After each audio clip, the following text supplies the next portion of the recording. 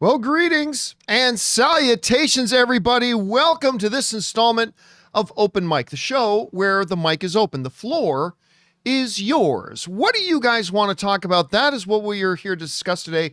I'm, of course, your host, John Campea. You got to forgive me if I'm kind of operating at a quarter speed.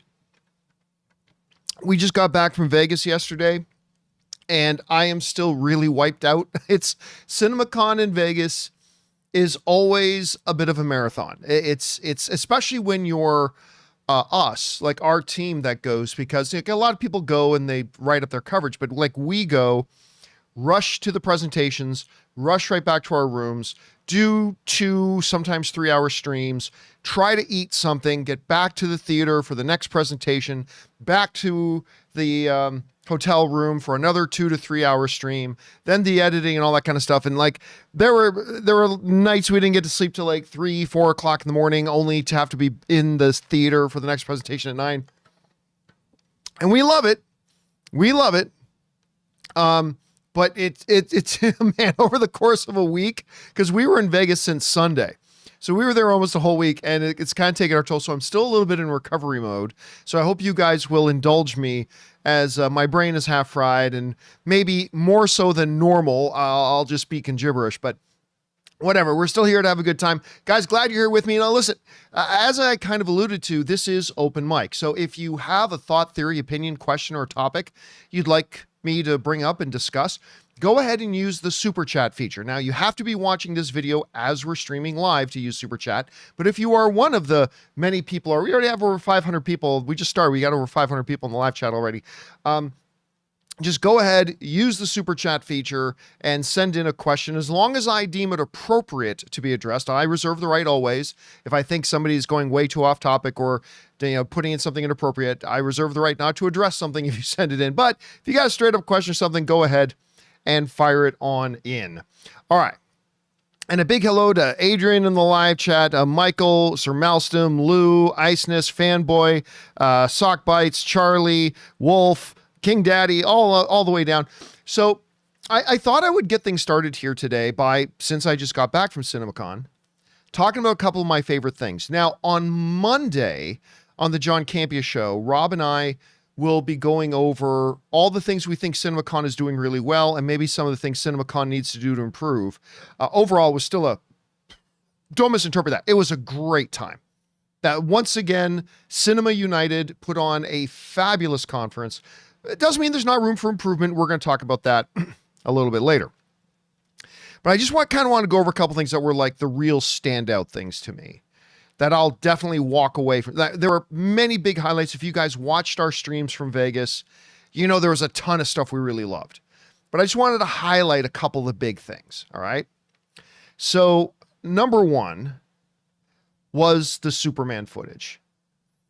I know, well, look, there's a small little brigade of Snyder bros out there. They're going to hate on the new Superman stuff no matter what they do.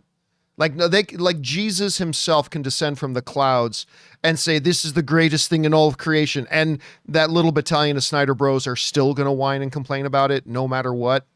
Is what it is. And then there are going to be people who see it that just see it and think maybe it's not for them. And that's totally fair. Maybe they thought something didn't work. That's totally fair. I gotta say, for me, I loved it. I absolutely loved what we saw. One of James Gunn's greatest gifts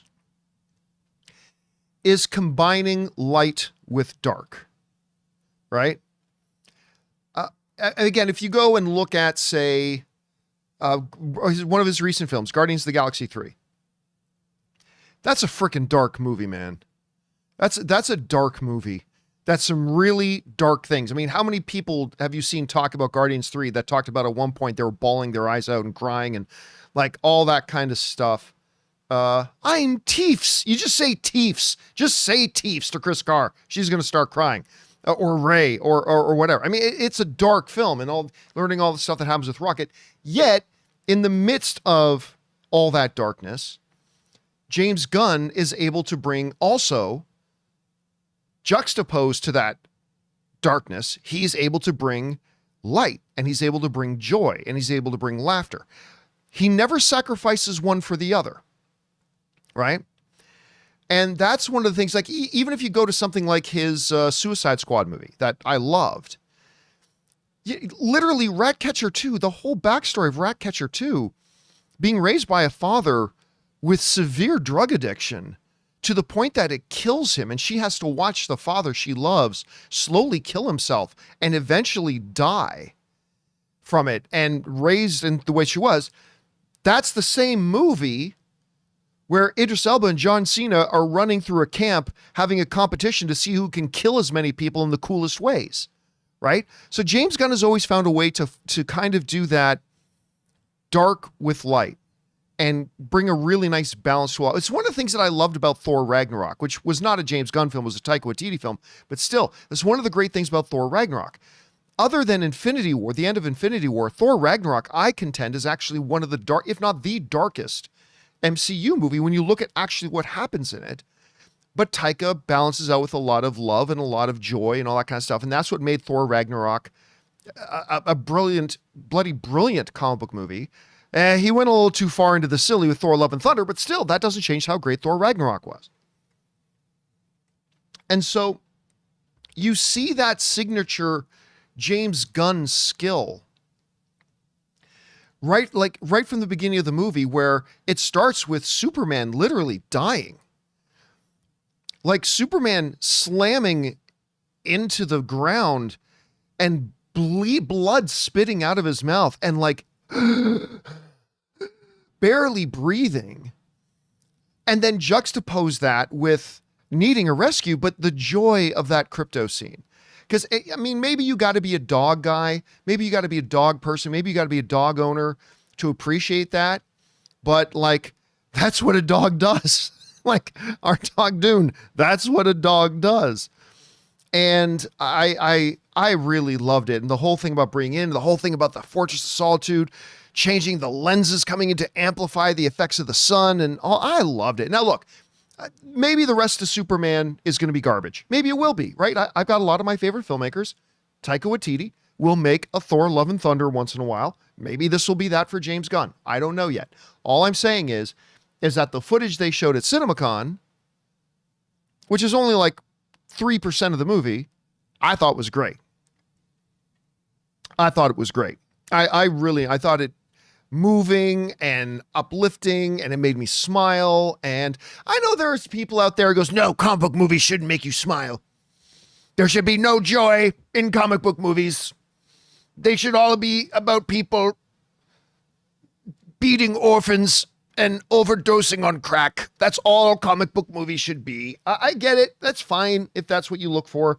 I like to have a mixture of both. I like to have heavy consequences, heavy stakes. I like to have the dark things in there, but I also like it being juxtaposed with light stuff. And that's why for me, it works. And again, there are going to be people who have no agenda, who are just going to go into Superman and wanting to see what it is, that see this, and maybe it doesn't work for them. And that's totally fair too. There's nothing wrong with that.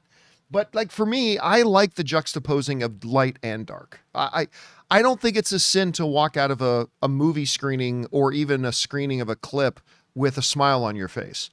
There are literally some people out there who try to paint that as a bad thing. Like I literally had one of the very first thing, one of the first things that somebody sent to me when we were going to be talking about the Superman footage. Just tell me it didn't try to have humor. I swear to God, that was like one of the first things that was in my message waiting for it. Just please tell me they didn't try to have humor. I'm like,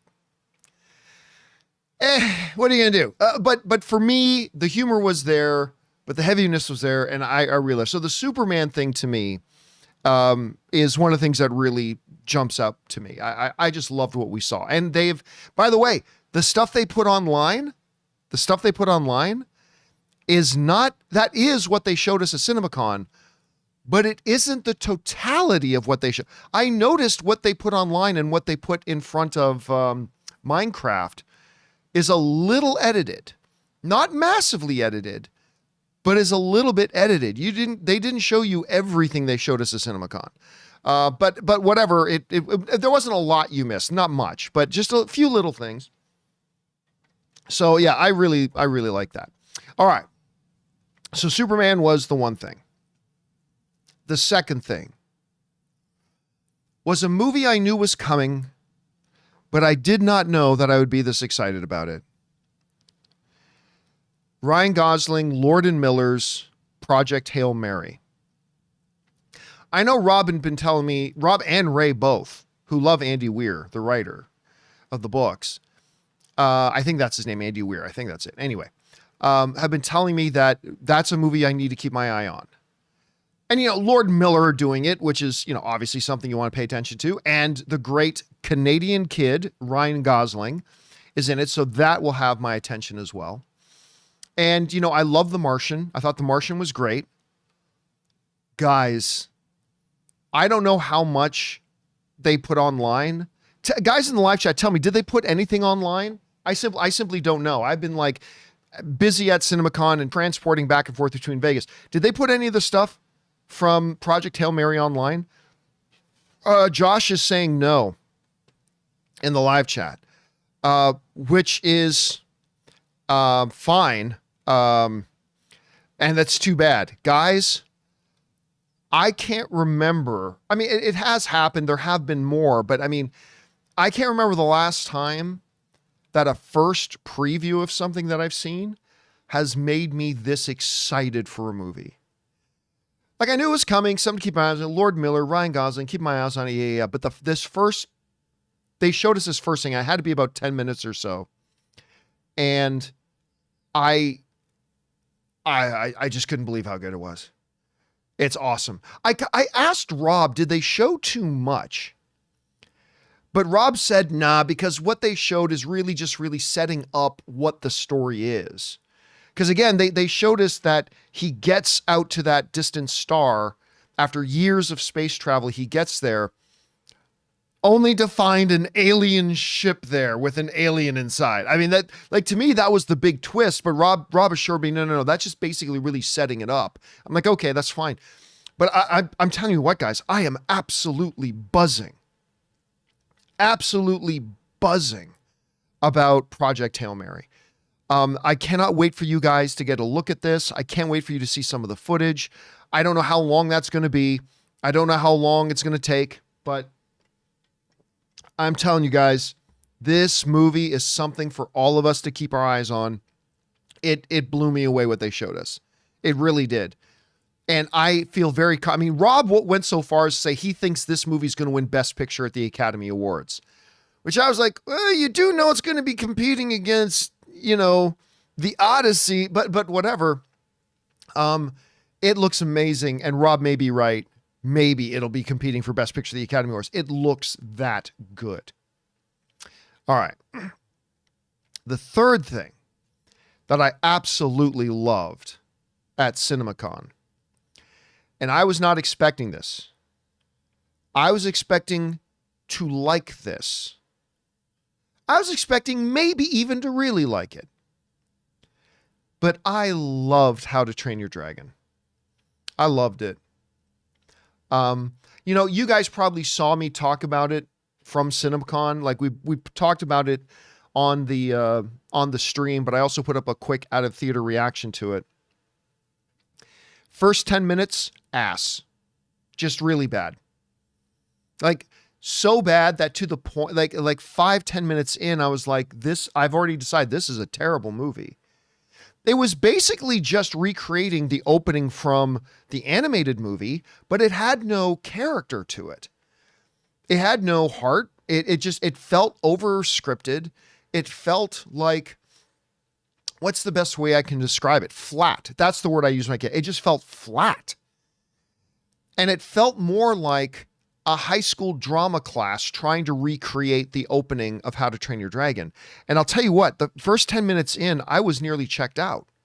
I wasn't going to, don't get me wrong, I wasn't about to get up and walk out of the theater, but mentally I had kind of checked out. I kind of determined, that this movie's not going to be very good. But then they get to the point where Hiccup meets Toothless. And that's where the movie starts to find its flow. because suddenly now the dialogue felt more emotionally true. Suddenly now they started showing you things instead of telling you too much. Suddenly you felt some flow to the story and some depth, and it found its heart. The movie found its heart. Like once Hiccup met Toothless, that's where the film finds its heart. And suddenly everything starts to work, right? The dynamic between Gerard Butler as Stoic and Hiccup really takes off. Nick Frost was really good in it. Like it was a weird casting to me at first, Nick Frost playing that role, but he was great. He ended up being great in it. The girl who played Joel's daughter in Last of Us, I forget her name right now, but she was fantastic. She was really great. And then suddenly you started to feel that chemistry between her and Hiccup, played by the kid from the Black Phone, and that all started to work.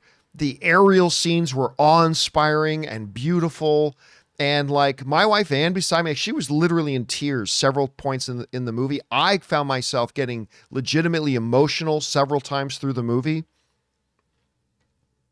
And yeah, man, guys, somebody pointed this out to me and they're absolutely right. It was the total opposite reaction that I had to Snow White. Because I don't know if you guys remember my review for Snow White, but it's like the first 10 minutes of Snow White are awesome. They're great. Like I'm sitting there watching I'm watching Snow White and I'm watching the first 10 minutes of it. I'm like, this is great. Like this is really good. Like when Snow White was a child and the whole song number, I think the name of the song was Where the Good Things Grow or something like that. The musical number was great. Setting up the stuff with her parents and all that was wonderful. And completely the opposite to How to Train Your Dragon, where in the first 10 minutes of How to Train Your Dragon, I'm all ready to check out. And in the first 10 minutes of Snow White, I'm like, this movie is already great. I can't wait to see what they do next.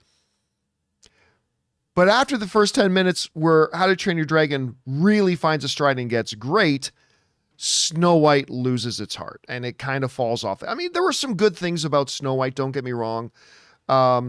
Rachel Ziegler was very good in the movie. I thought the dwarves worked wonderfully, despite what everybody else wants you to believe. I thought the dwarves worked really well. There were a couple of moments, but overall, just a miss, unfortunately. Just not a very good film. Whereas How to Train Your Dragon is really good, man. It's really good. And it's so good. It's not one of these things where you have to be a fan of the original animated movie to love it. I think if you've seen the original animated movie, this will be really special. If you haven't seen the original animated movie, I think you're just going to love this movie for what it is. So yeah, I really, really loved it. I had a great time with it. And yeah, I can't wait for you guys. Screw you guys. It's not that I can't wait for you guys to see it. I can personally not wait for it to come out in theaters so I can go and see it again. Like, forget the rest of y'all. I want to see it again. And I cannot wait to be back in theaters to go watch it again. So yeah, there was that. So what did we mention so far? We said Superman. We said Project Hail Mary. How to Train Your Dragon. The fourth thing. I know we touched on this in the live stream, but I really got to talk about this again. Universal Studios, in their presentation, decided to bring a full orchestra. I mean, not a full 100 member, but like a 40, I thought they said it was like a 43 member orchestra to actually play the music. And it was kind of like being at a John Williams. It was exactly like being at a John Williams concert. And I love the John Williams concerts. But it's like they would play this montage of films on the screen, and then the orchestra would play the iconic music that goes along with it. And it was great. And then they would play on each presenter and play them off. It made it feel grand. I mean, their presentation is always good anyway, but it made the Universal presentation feel grand. And it was great. And we were all buzzing about that. Like after it's like, dude, that whole thing was terrific. The whole thing where they had the orchestra there just made it extra special. Kudos to Universal for doing that. So that was the fourth thing. The fifth thing I want to highlight that I really liked was this out of nowhere. I can't remember what the name, maybe you guys in the live chat can remind me. Can't remember what the name of that Jenna Ortega and The Weeknd movie is. That they premiered. If you guys know what the name of it is, throw it. I'm freezing on it right now. Throw it into the live chat and I'll mention it. But they gave us the presentations for the movie. Hurry Up Tomorrow. Thank you. The fanboy was the first one to put it in there. Hurry Up. Where'd it go? There it is. I can't get it. There it is. Hurry Up Tomorrow was the name of it. So they did the presentation for Hurry Up Tomorrow. I'll be honest with you. While like Ann and Rob and Cody all liked it, I thought it was okay. I thought the presentation for Hurry Up Tomorrow was okay. But Jenna Ortega and the head of the studio out there talking about it, I thought it was a little weird since this is The Weeknd's movie that The Weeknd wasn't there to promote. I thought maybe he's out on tour. But then they end it with a mini impromptu concert by The Weeknd.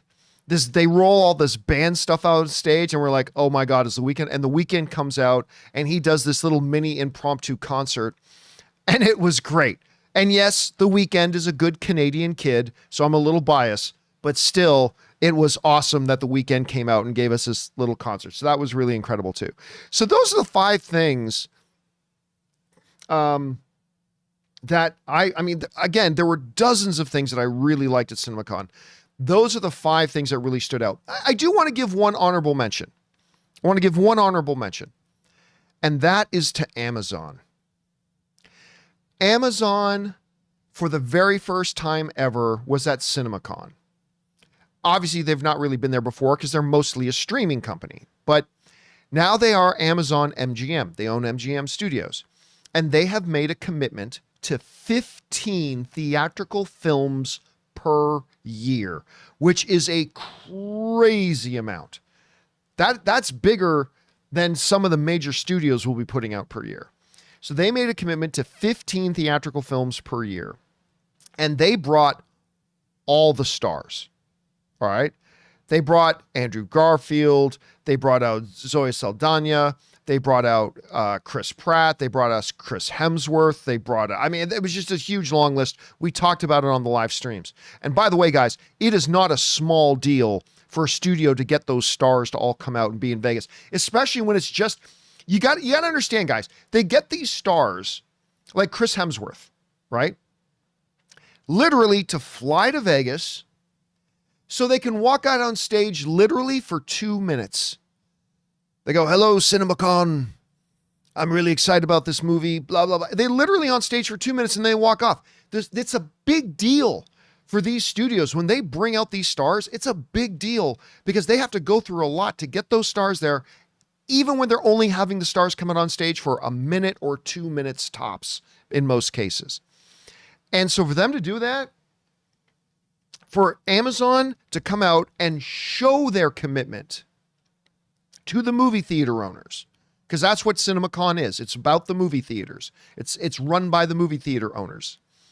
For them to show their commitment by bringing this great presentation, bringing out all the stars, it's not a little thing for them to do that. And I thought for their first ever CinemaCon, they crushed it. And by the way, you know how I was mentioning one of the big things is Project Hail Mary, Amazon movie. Then they had the Chris Hemsworth one looks great called Crime 101.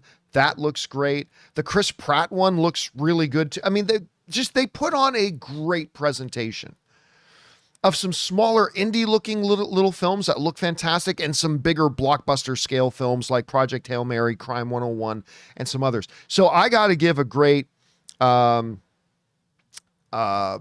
little shout out to Amazon. Like I thought Sony didn't do a very good job with their presentation this year, but fine, whatever. All the other studios did a really good job, but I just want to give a shout out to Amazon MGM for doing such a great job with their first one out of the gate. So kudos to them. Good job, Amazon.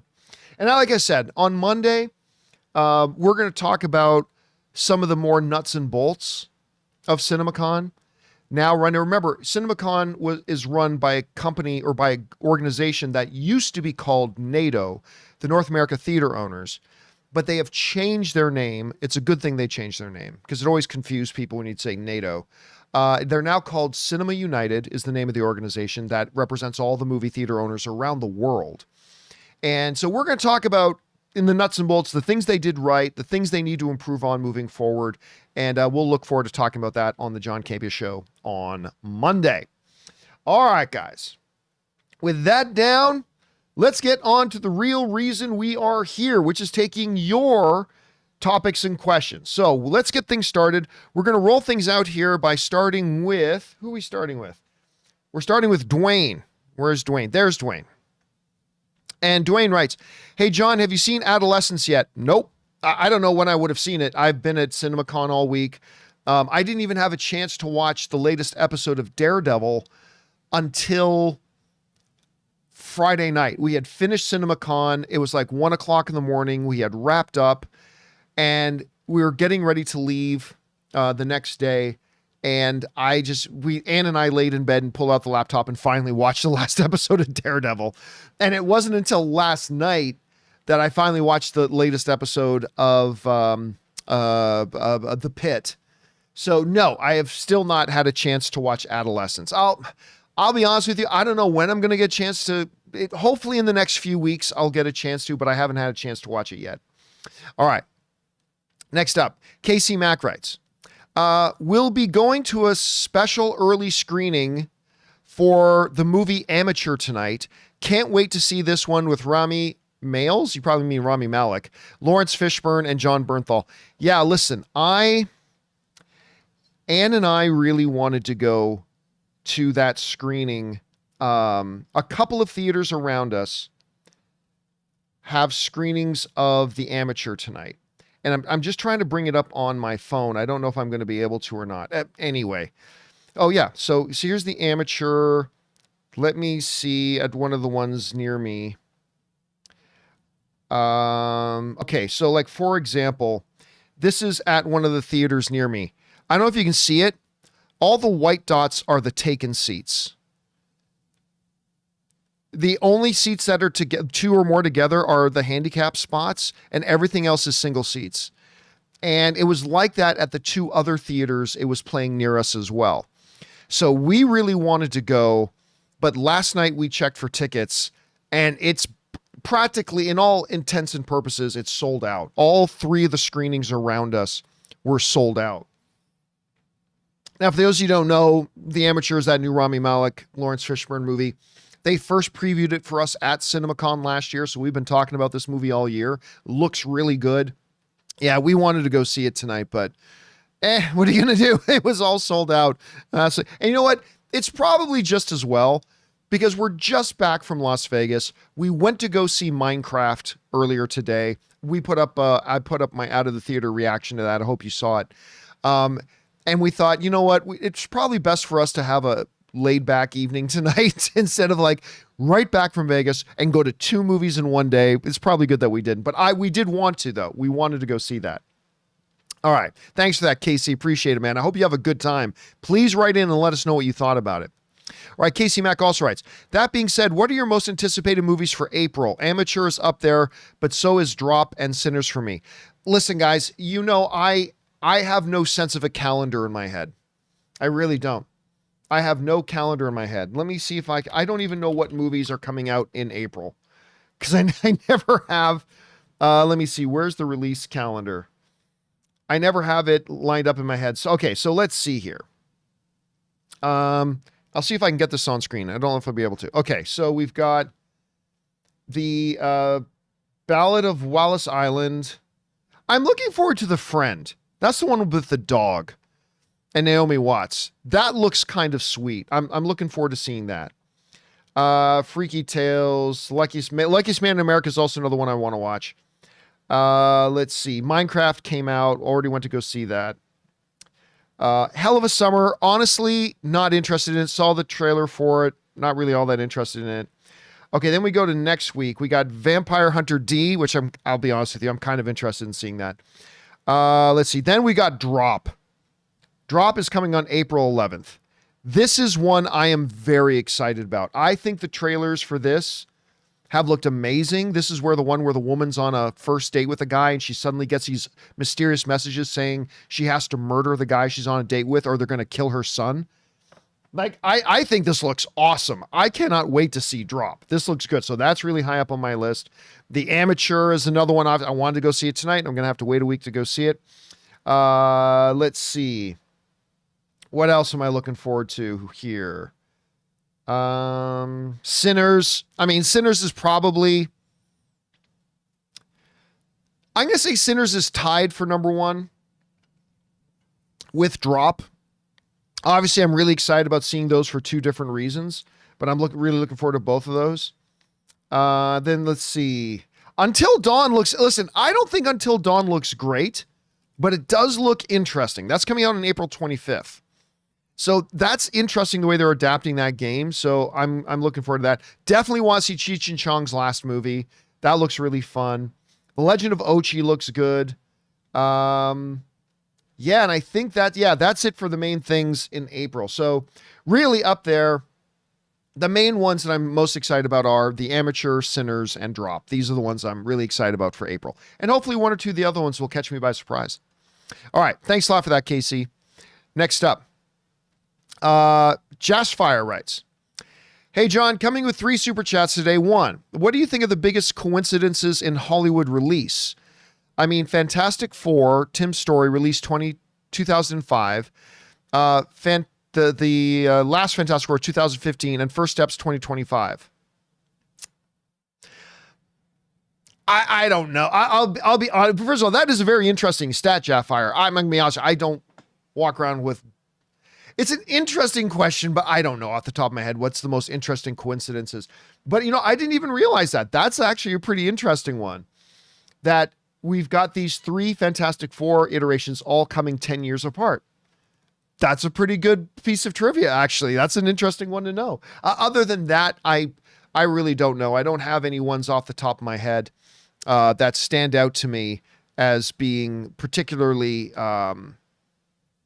big or coincidental or whatever. But that's a really good one. Thanks for sharing that one. All right. Next up, we got King Daddy Goat, who writes, "Have you seen the new episode of The Studio yet? I loved it. I did." Okay. So it's the one with Ron Howard. I think it's the weakest episode so far, but I still loved it. I still thought it was great. Give him the note. Catherine Hahn is like a low-key MVP of this show. And for Ron Howard to do this was such a good, like him and Martin Scorsese, for them to be in this show and kind of play themselves that way, I think it's been great. And Ron Howard was awesome in it. Anthony Mackie was great in it. Dave Franco, "You and me have done a lot of bad, but that doesn't mean we can't do some good." Dave Franco was great in it. I loved it. I thought it was still great. Again, I thought the least great of the 3, but I still thought the newest episode was absolutely great. All right, next up. Jaffire writes in again, 2.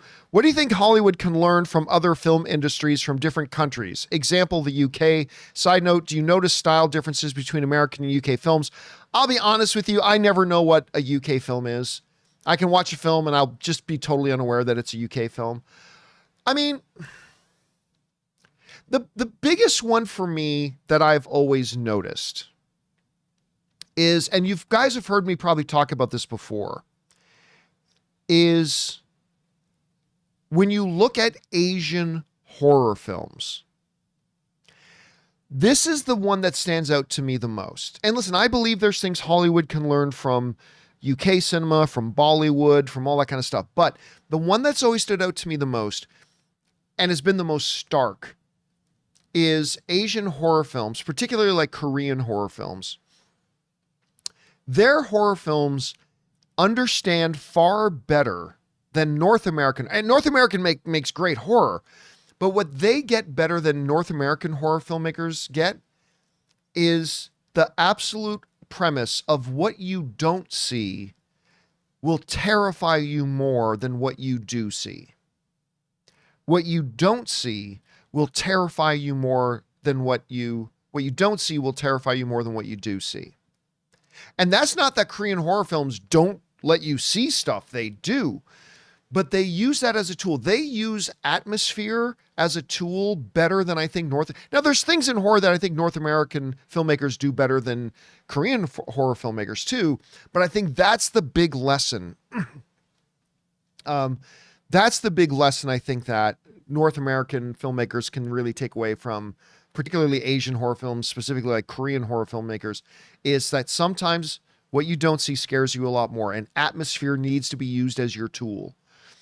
And because North American horror, which again can be awesome, but a lot of it is just boo, blah, ooh, right? And that's great, and it's awesome, and there's certainly some that transcend that, but again, I just find that more consistently Asian horror films do it better. All right.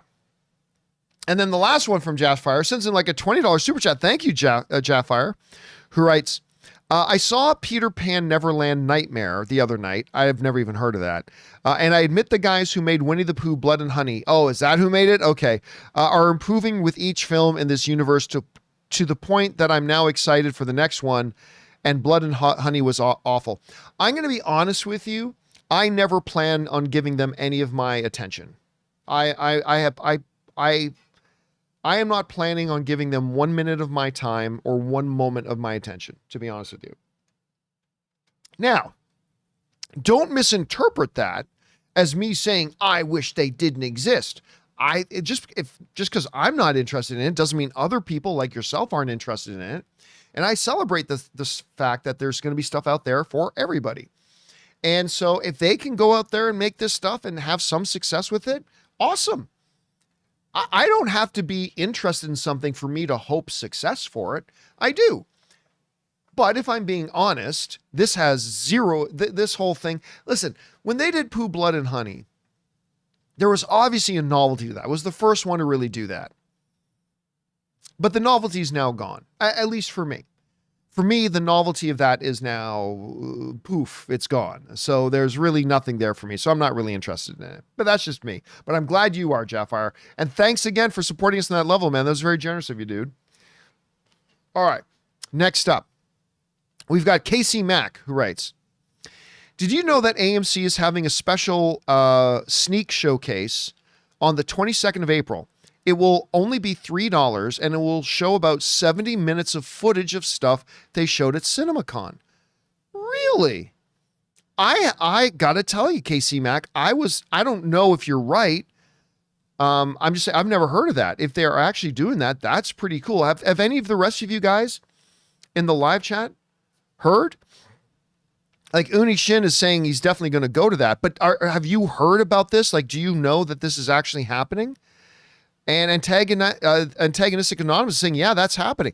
I didn't even know. Again, I've been pretty busy, but I didn't hear about that.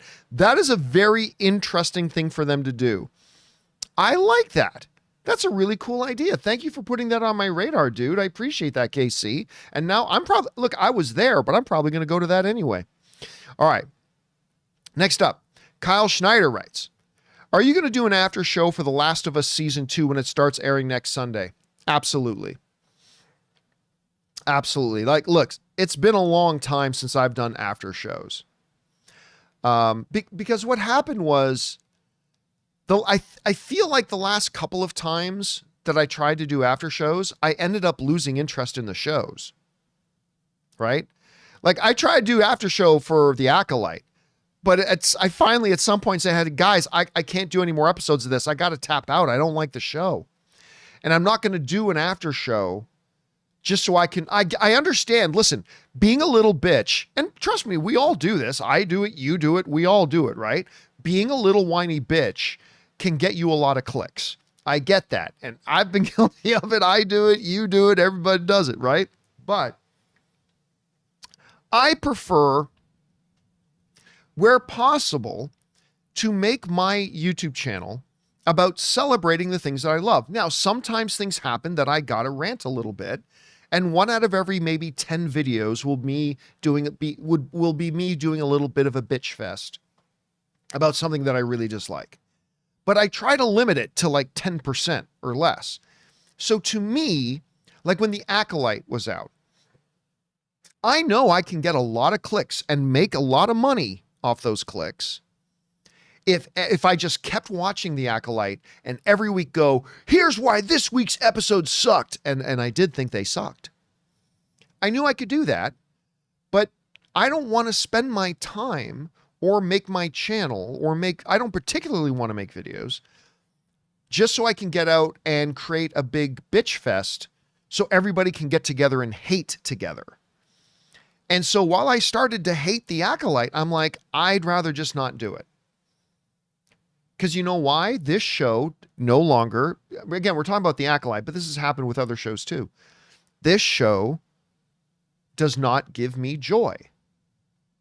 So now I have a choice. I can just do the next episode just so I can get on and complain about it and crap on it. And I know that gets a lot of clicks. I know doing that kind of content gets a lot of clicks, but I'm not a whore. I'm not, let me rephrase that. That came off wrong. I apologize. I'm not going to do something I don't want to do just to get the money for it. Let me rephrase. So let me put it that way. And like sometimes there are negative things that happen that need to have attention brought to it. And I will do a negative video, but like sufficient to say when it comes to something like The Acolyte, I was just like, all you need to know is I really don't like the show anymore. There, I said it. I did it. I made a video. You heard me say I hate The Acolyte. So there's no need for me to make 4 more videos about how much I hate The Acolyte. Even though I know that'll get a lot of clicks and clicks equals money. And I understand all of that.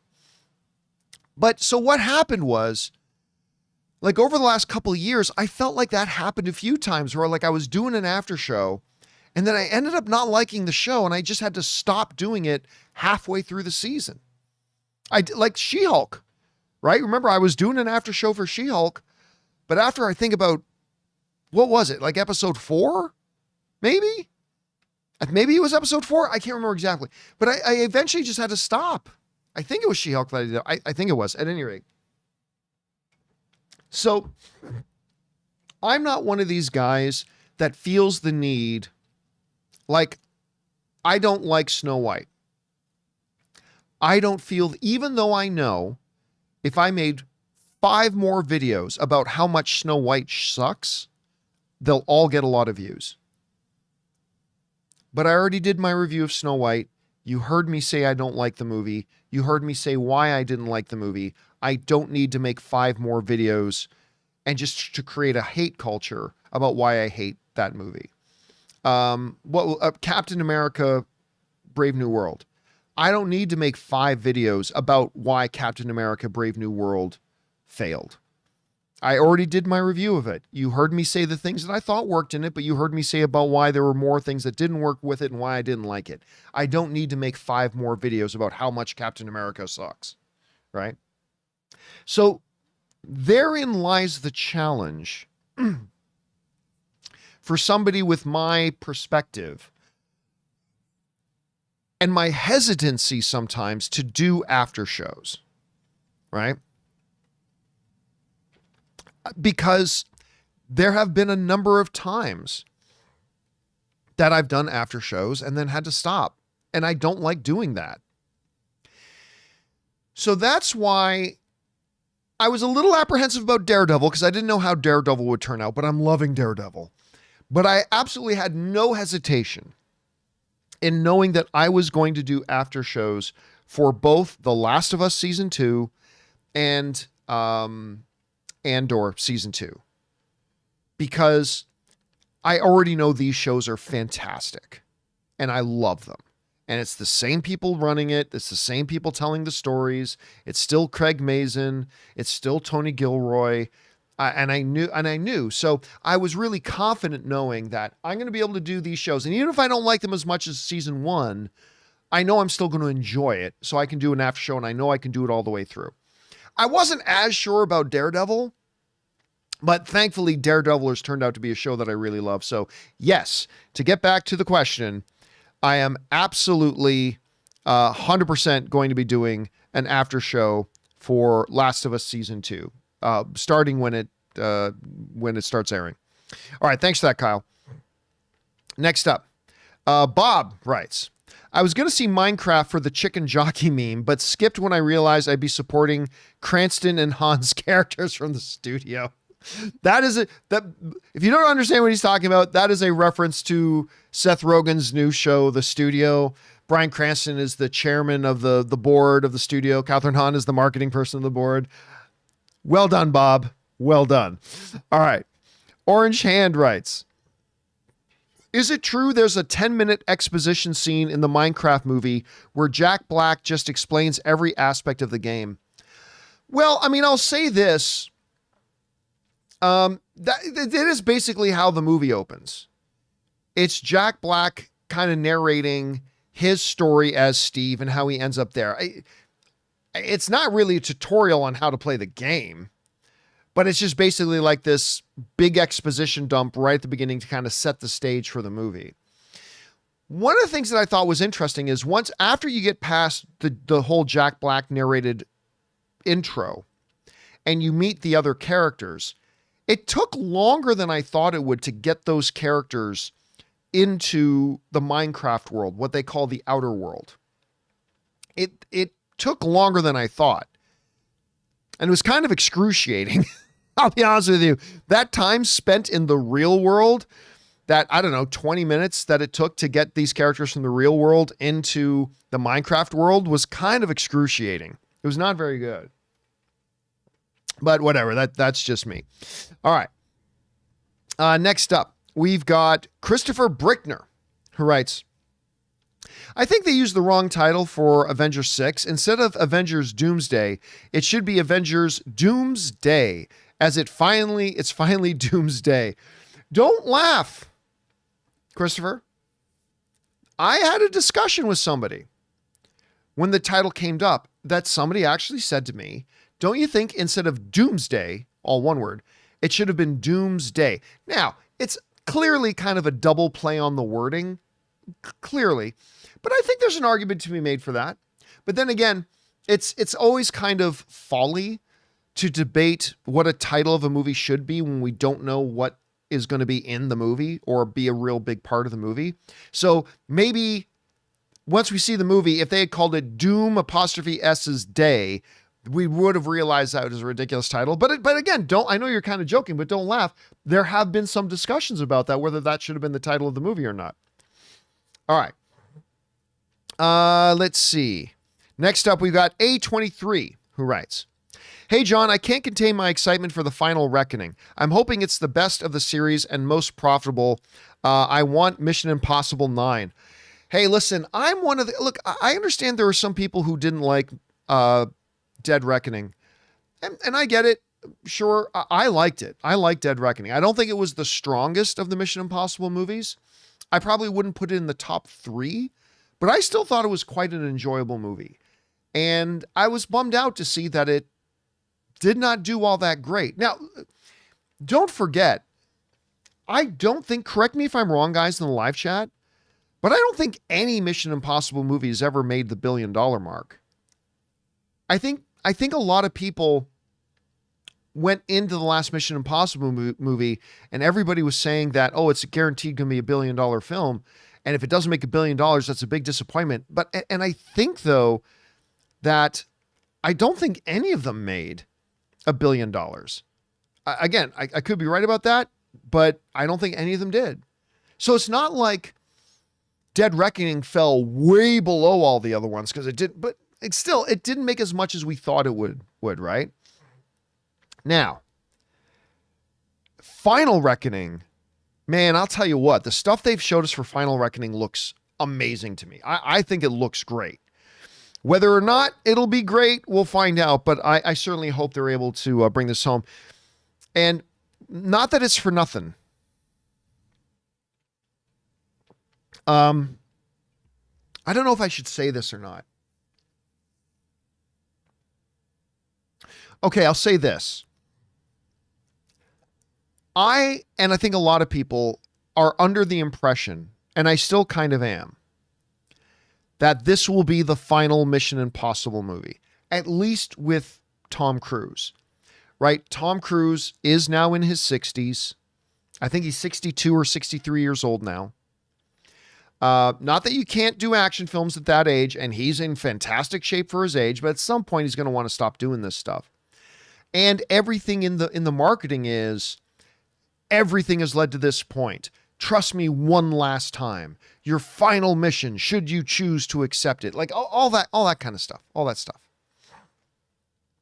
has led a lot of us, like myself included, to believe that this will be the last one. Now, I talked to somebody. One of the great things that gets to happen at CinemaCon is I get to meet up with in person a lot of people I only talk with over email sometimes. I got to talk with somebody who is directly connected to the production of the movie. That's all I'll say. And I shouldn't even been saying this. Not that it's a big deal, but that there's not really anybody at the studio that believes this was going to be his last one. I think like the way they presented it to me was that the feeling on set was this very well could be the final one, but also nobody on the set really believed it would be. So I don't know. Take that for what I still believe this will be his last one. And maybe that there will be another Mission Impossible, but it will be with a new cast. I don't know, but we'll see. I don't know. We'll see how that goes. I still believe it'll be the last one, but there are people saying it won't be, so we'll see. And I'll tell you what, though, Mission Impossible Final Reckoning makes $400 million. It's definitely the last one. Make $650 million? Maybe not. I don't know. We'll see. All right. Thanks for that, A23. Appreciate it.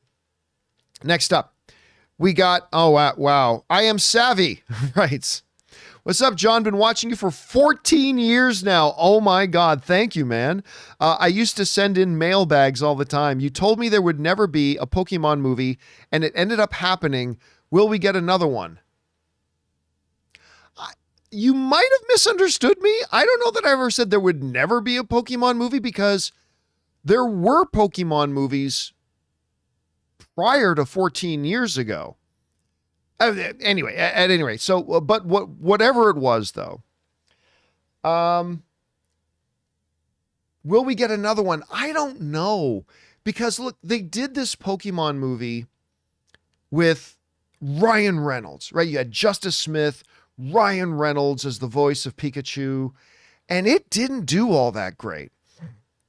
And I remember everybody telling me, John, you don't understand. You don't know how popular Pokemon is. This is automatically going to be $1 billion film. You just don't get it. Okay. And I forget how much Detective Pikachu made. Let me look it up here. Detective Pikachu. Detective Pikachu made, it wasn't a tiny amount of money. What was it? $450 million. $450 million for Detective Pikachu, which is actually not bad. That's actually not bad. But I just remember everybody telling me how out of touch I was when I said, I don't think this is going to be $1 billion film. John, you don't get it. You don't understand how popular Pokemon. I get how popular Pokemon is, but just because something is popular outside of the movie theaters doesn't mean it's going to be popular in the movie theaters. Doesn't mean it won't, but it doesn't mean it will. Anyway, will they make another one? I think absolutely, in terms of animated stuff. Another live action one? I'm not sure. Animated, I see no reason why you wouldn't. Right? You could do it for fairly lower grade animation, fairly cost effective, kind of like the way they do like Invincible, right? And you can make it cost effective, and you make it pretty cheap, and you can make money and all that kind of stuff. So definitely that. I don't know about now. Eventually someday they'll probably will be, because eventually some studio exec will want to take another kick at it. But with how expensive that Pokemon Detective Pikachu movie was, and it making $450 million, I don't know if they'll do another one anytime soon. But I don't know. Again, animated 100%. It's still a wildly popular IP, so they'll keep doing it in some aspect. I just don't know about a live action one. That's all. Anyway, I Am Savvy. Thank you so much for following it for 14 years, man. Good to have you here. All right. Next up. Asper something writes, started shrinking. Nice. Thanks for raw dogging us. Dude, shrinking is so good. It's so good. I feel like my entire channel has become about becoming an evangelist channel just for shrinking. And I won't rest until every single one of you is watching Shrinking on Apple TV Plus. I think it's the best thing on TV. And I really do think, you should be watching. Well, the best thing on TV is Shogun, but I mean, one of the absolute best things on television is Shrinking. If you're not watching Shrinking yet, guys, start watching Shrinking. Get 3 episodes into it, and I guarantee you'll be hooked. Anyway. All right. Thanks for that, man. Next up. Chris Seaver writes, John, it was great seeing Cody on the CinemaCon coverage. Would love to see Best Movie, Worst Movie back again sometime in the future. Yeah, so for those of you who didn't see, Olympic gold medalist, multi-Olympic medalist, Cody Miller, and undefeated movie trivia competitor, Cody Miller, came out and joined us for CinemaCon. Now, Ann and I get along great with Cody and his wife, Allie. And we hadn't seen Cody in a couple of years because he lives in Indiana. So while we communicate, I haven't seen him in a couple of years. I think I haven't seen Cody since Ann and I first moved into this house. He came out and was one of the first people we had come to visit us in the house, but I hadn't seen him since. And I know what a big movie guy he is. And so I asked him probably about 4 months ago. I said, hey, when we do CinemaCon this year, you want to come? I said, I'll buy the ticket. I'll buy your badge and I'll get your hotel room. You want to come out for it? And he said, yes. And he came out and it was awesome having him there. And don't laugh. Me, Rob, and him had a short little discussion about maybe we should relaunch Best Movie, Worst Movie. I mean, we had a really good time doing Best Movie, Worst Movie. We like that a lot. And so, and I thought it was a good podcast. I thought Best Movie, Worst Movie was, so for those of you who don't know, Best Movie, Worst Movie was like this short 20 to 30 minute weekly podcast where we would pick a topic, right? So say, I can't remember which ones we did, but just for argument's sake, Tom Hanks films. And each of us would name what we would think was the best movie that Tom Hanks did. And each of us would name what we thought the worst movie was that Tom Hanks did. And then we would do like comic book movies from 2010 to 2020. We'd each name the best movie, each name the worst movie and discuss it. Best like movies of 2023 or movies of 2003. And we'd each name which we thought was the best movie 20 and which was the worst. And we talk about it. It was a simple little podcast, but it was a really fun little podcast. And yeah, me, Rob, and Cody talked about maybe we should relaunch it because we had a lot of fun doing it. So maybe we will. All right. Thanks for writing that in, man. Next up, we got Dildar the Glorious, who writes, did you see the Nintendo Direct for the Switch 2? I did. I'm excited they're finally bringing GameCube games to it, but the price is disgusting. I mean, I'll be honest with you. When you look at what you're getting, I don't think the price is disgusting. I really don't. I think it's a reasonable price because I think the price tag for it, correct me if I'm wrong in the live chat, guys, but I think it was like $440 or something like that. When you're talking about a 7.9 inch completely upgraded, the Joy-Cons are nice, a much upgraded screen, much upgraded internals. It doesn't seem all that bad. Now I get it. The Switch was like $299. But it was also a much inferior piece of hardware. So I don't think it's all that bad. Is it great pricing? No. But by the way, guys, welcome to Tariff City. It's probably going to end up being more expensive than that because some rat ass bitch is out there causing a trade war in the world that's going to drive up the prices for everybody. People's 401ks are getting wiped out. People's investments are getting wiped out. Anyway. And now Nintendo Switch, because of the tariffs, are are going to have to, they're going to have to delay. They're going to have to delay. They're going to have to delay the release, and it's probably going to be more expensive than that. Probably going to be more expensive than that. So, it sucks. But again, back to the main question. I think that the base price of like $450 for that upgraded hardware, because I'll tell you what, I've got a PS5. I have a PS5. Ann and I end up, and I play it, but Ann and I end up picking up the Nintendo Switch more often than we do the PS5. The PS5 is a superior piece of hardware. There's no doubt about it. But we actually find ourselves picking up our Switch more than we find ourselves picking up our controllers for our PS5. And this Nintendo Switch 2, and I'm no gaming pro, I'm just saying from a casual consumer's perspective, this is like an upgraded piece of hardware in every way. And yeah, I'm thinking 450 is okay. It's not great. It's not ideal, but I certainly don't, when you look at what you're getting for it, I don't think it's a disgusting price. But anyway, that's just kind of my take on it. We'll see if the system is any good, but it looks great to me, to be honest. All right.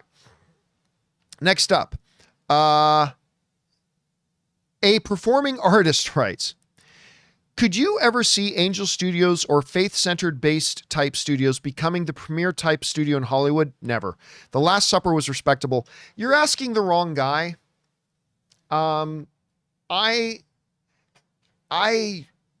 pretty much hate all faith-based movies, and and people are surprised when they hear me say that I developed my hatred of faith-based movies in seminary, like in Bible college, is where I developed my loathing.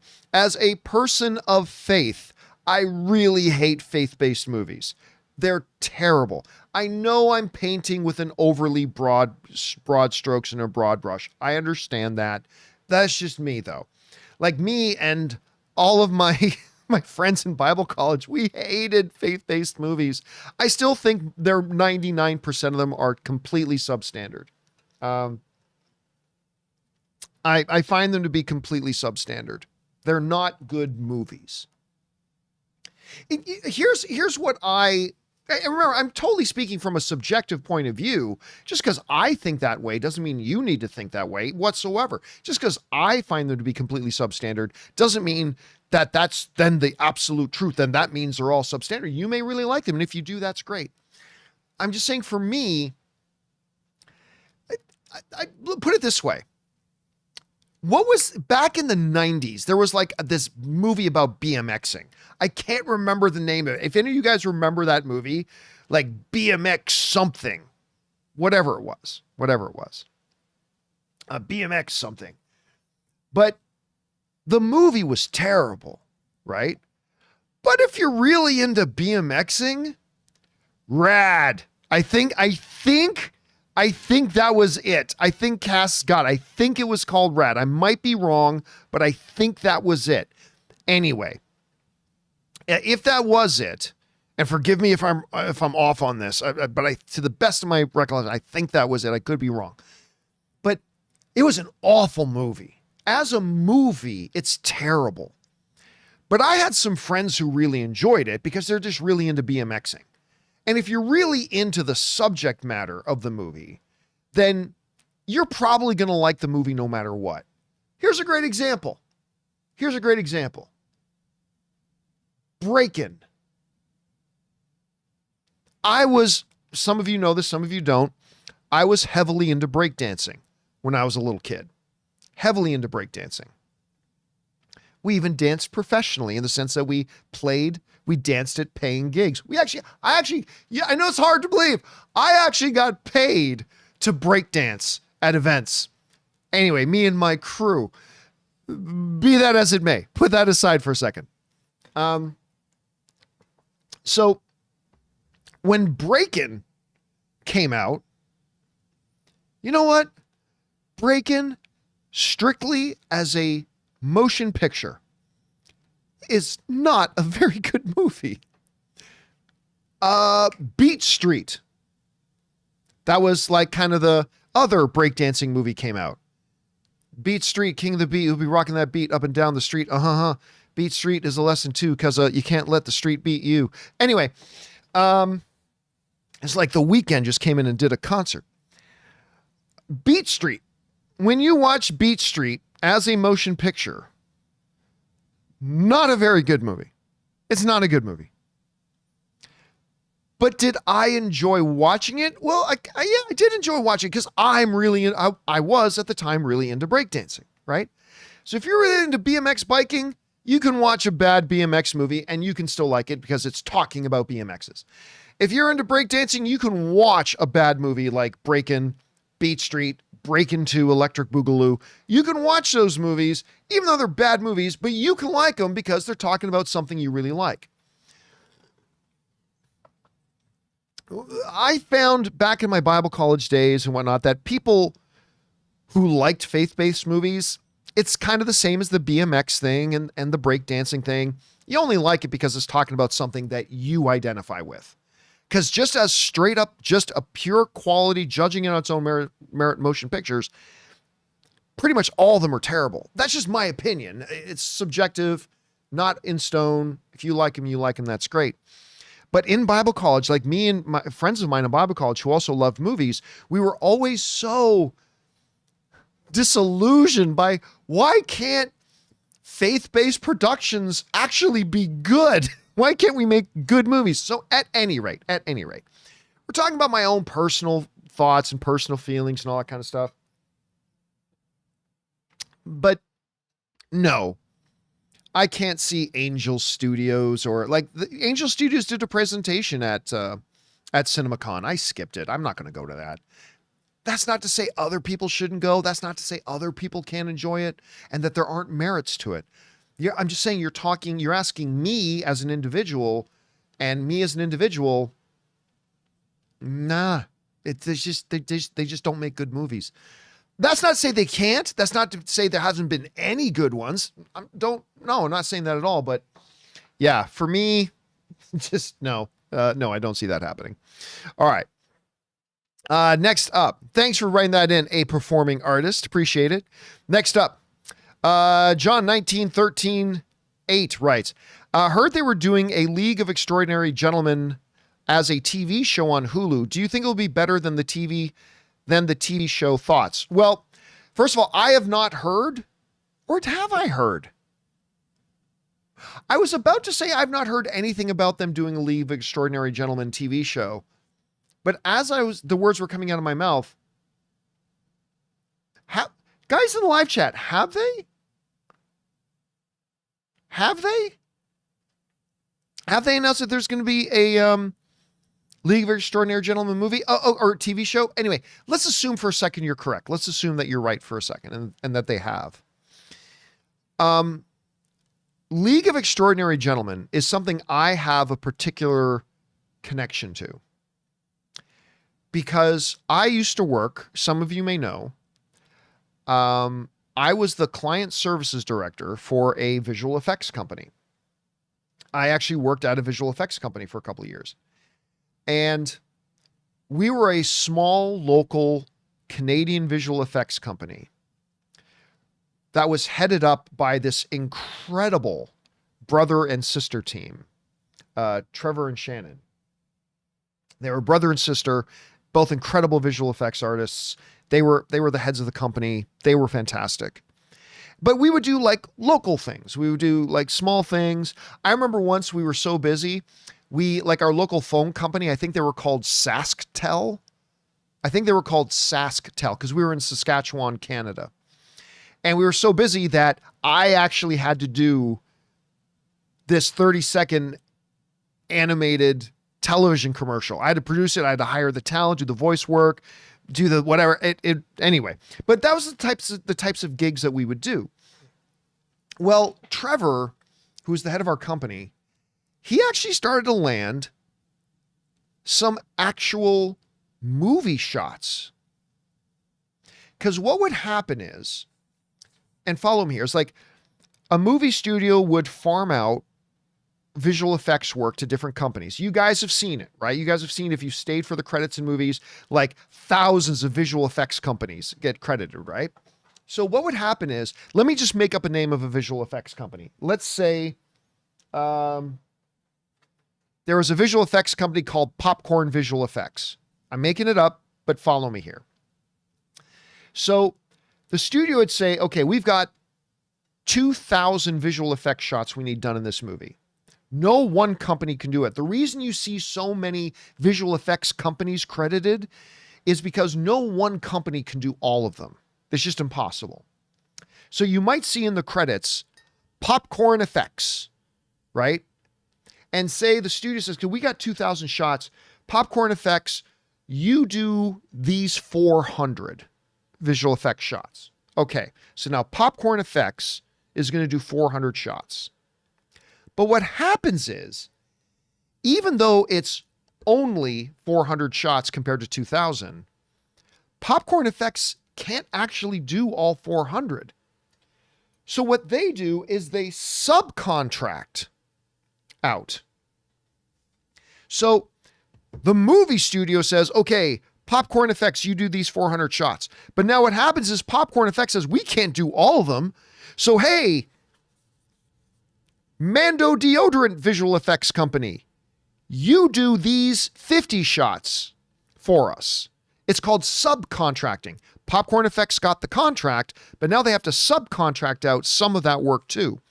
I tell you all that to set the stage so you understand that we, as this tiny little visual effects company in Saskatoon, Saskatchewan, Canada, our head guy, Trevor, and his sister, Shannon, what they were able to do is get subcontract work from some of these bigger effects companies that we knew.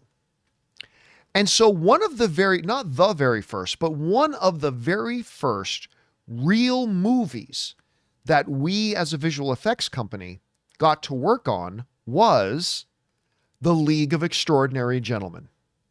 That was actually one of the very first real movies that we got to work on. And I can even specifically tell you one of the shots. For any of you who have seen The League of Extraordinary Gentlemen, there's a shot in the movie where the Invisible Man, I think he gets hit with either a flamethrower or he's in an explosion. I can't remember the scene now, but the Invisible Man catches on fire. And he starts running through this hallway. Like he's on fire, right? So that effect shot, if you've seen the movie and you've seen that shot, that was Trevor Harder and his company that I was working at. We were called Satellite Studios. Satellite Animation Studios was the name. We were just this tiny little outfit, tiny little company, all the way up in the Great White North of Saskatoon, Saskatchewan, Canada. And we were working on real movies. And that is why League of Extraordinary Gentlemen, as bad of a movie as that was, and it is a bad movie, but that's why that movie has a special place in my heart. It's got a special place in my heart. Anyway, the League of Extraordinary Gentlemen is actually a great story. It's a great premise. So I have no idea if they actually are going to be doing a TV series about it, but somebody should absolutely, and by the way, I think it was the last Sean Connery movie. I think League of Extraordinary Gentlemen was the last Sean Connery movie. Here's a little piece of trivia for you. Sean Connery turned down playing Gandalf in Lord of the Rings because he wanted to do League of Extraordinary Gentlemen. How'd that decision turn out? Well, I mean, it could have turned out great, but it didn't. But yeah, there's a neat little piece of trivia for you. Sean Connery turned down, he was offered to play Gandalf, and he turned it down and instead did The League of Extraordinary Gentlemen. So a movie that we worked on, but wasn't very good. And I hope somebody makes it into a TV show. I think that's a story that should be revisited. Anyway, thanks for that, John. Next up, Mr. Graham91 writes, when your time ends with the show, what will you choose to do with your time? Chase a new purpose or simply rest with peace of mind? That's a very good question. So, my retirement I decided years ago that I was not going to retire in my 60s. I just have too much stuff I want to be able to do and all that kind of stuff. So with my retirement approaching, one of the big questions that even my friends ask me a lot is, what am I going to do when I retire? There's a few things I want to do. Number one, Ann and I are both very involved with a lot of charities and stuff like that. And I want to be able to commit more of my time to working with local programs and charities and things like that, because we do a lot of it. We only tell you guys about some of it. Like we share with you guys what we do every Christmas with Adopt a Family and stuff like that. But there's other stuff that we don't share with you guys because it has nothing to do with what we do here on the show. And you don't need to know about any of it. But there's definitely organizations and charities I want to be able to commit more time to. I want to travel a little bit. I straight up, I want to do more camping. I want to do more camping and exploring and things like that. I also just want to do a lot of sitting on my ass and do nothing, because I've not really had a chance to do that the last 20 years. I want to be able to do that. But I also have something in particular that I'm very, very passionate about and that I really want to do, but I'm not sure yet that I'm going to be able to. I will tell you guys about it if it happens, but it's something that I'm kicking the tires on that I really want to get involved with. And it's not up to me if I get to do it or not. And I'm kind of just I've just started the process not too long ago of kicking the tires on it. And, yeah, I'll leave it at that. I'll leave it at that. And by the way, even once I do retire, I will maintain some presence because, I'm a huge movie and TV guy. I'm going to want to talk about stuff. So probably every once in a while, you'll see me pop up an Out of the Theater review, or I might even still do like one or two podcasts, like probably not YouTube videos, but podcasts per week. Something that I can be anywhere in the world and just have a microphone with my laptop and record a podcast. Probably do a little bit of that. So I'll still probably, even when I retire, be a little bit connected to things. All right. Prizzy saying he's definitely talking about getting back into breakdancing. You did it. You cracked the code. It's back to passionate breakdancing for me. All right. Next up. Where are we at? We are at Rainbow Toy. ABC writes, who on your show would make the best James Bond? Oh, that's easy. Jonathan Voico. Yeah. I think Jonathan Voico would be the best Bond. I just something about him kind of says Bond. So I think Jonathan Voico would be the best James Bond. All right. Definitely not Rob. Definitely not me. Definitely not Chris. Definitely not Ray. But Jonathan Voico? Yeah, I think he could do it. All right. Next up. Dildar the Glorious writes, some people don't understand that Krypto has the strength of Superman, so of course it's going to hurt having him jump on you.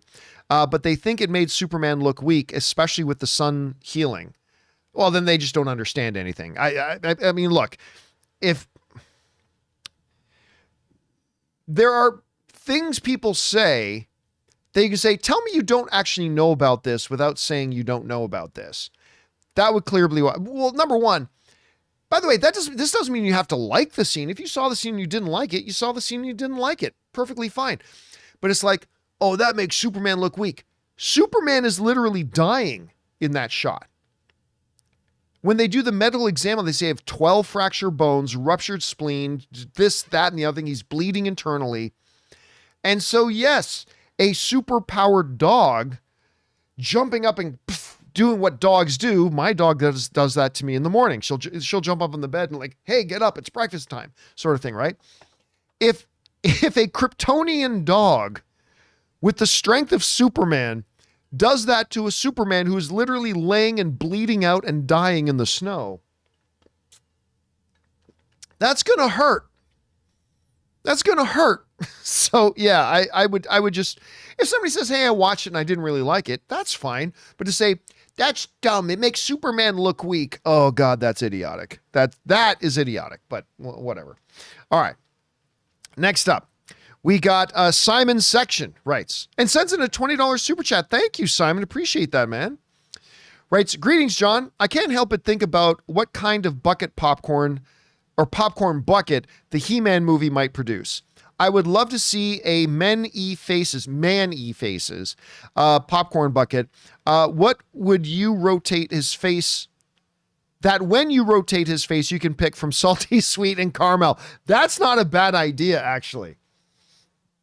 That's a pretty good idea. By the way, guys, just so you know, I'm going to turn off super chats here because we've got plenty of super chats to get us through the rest of the show.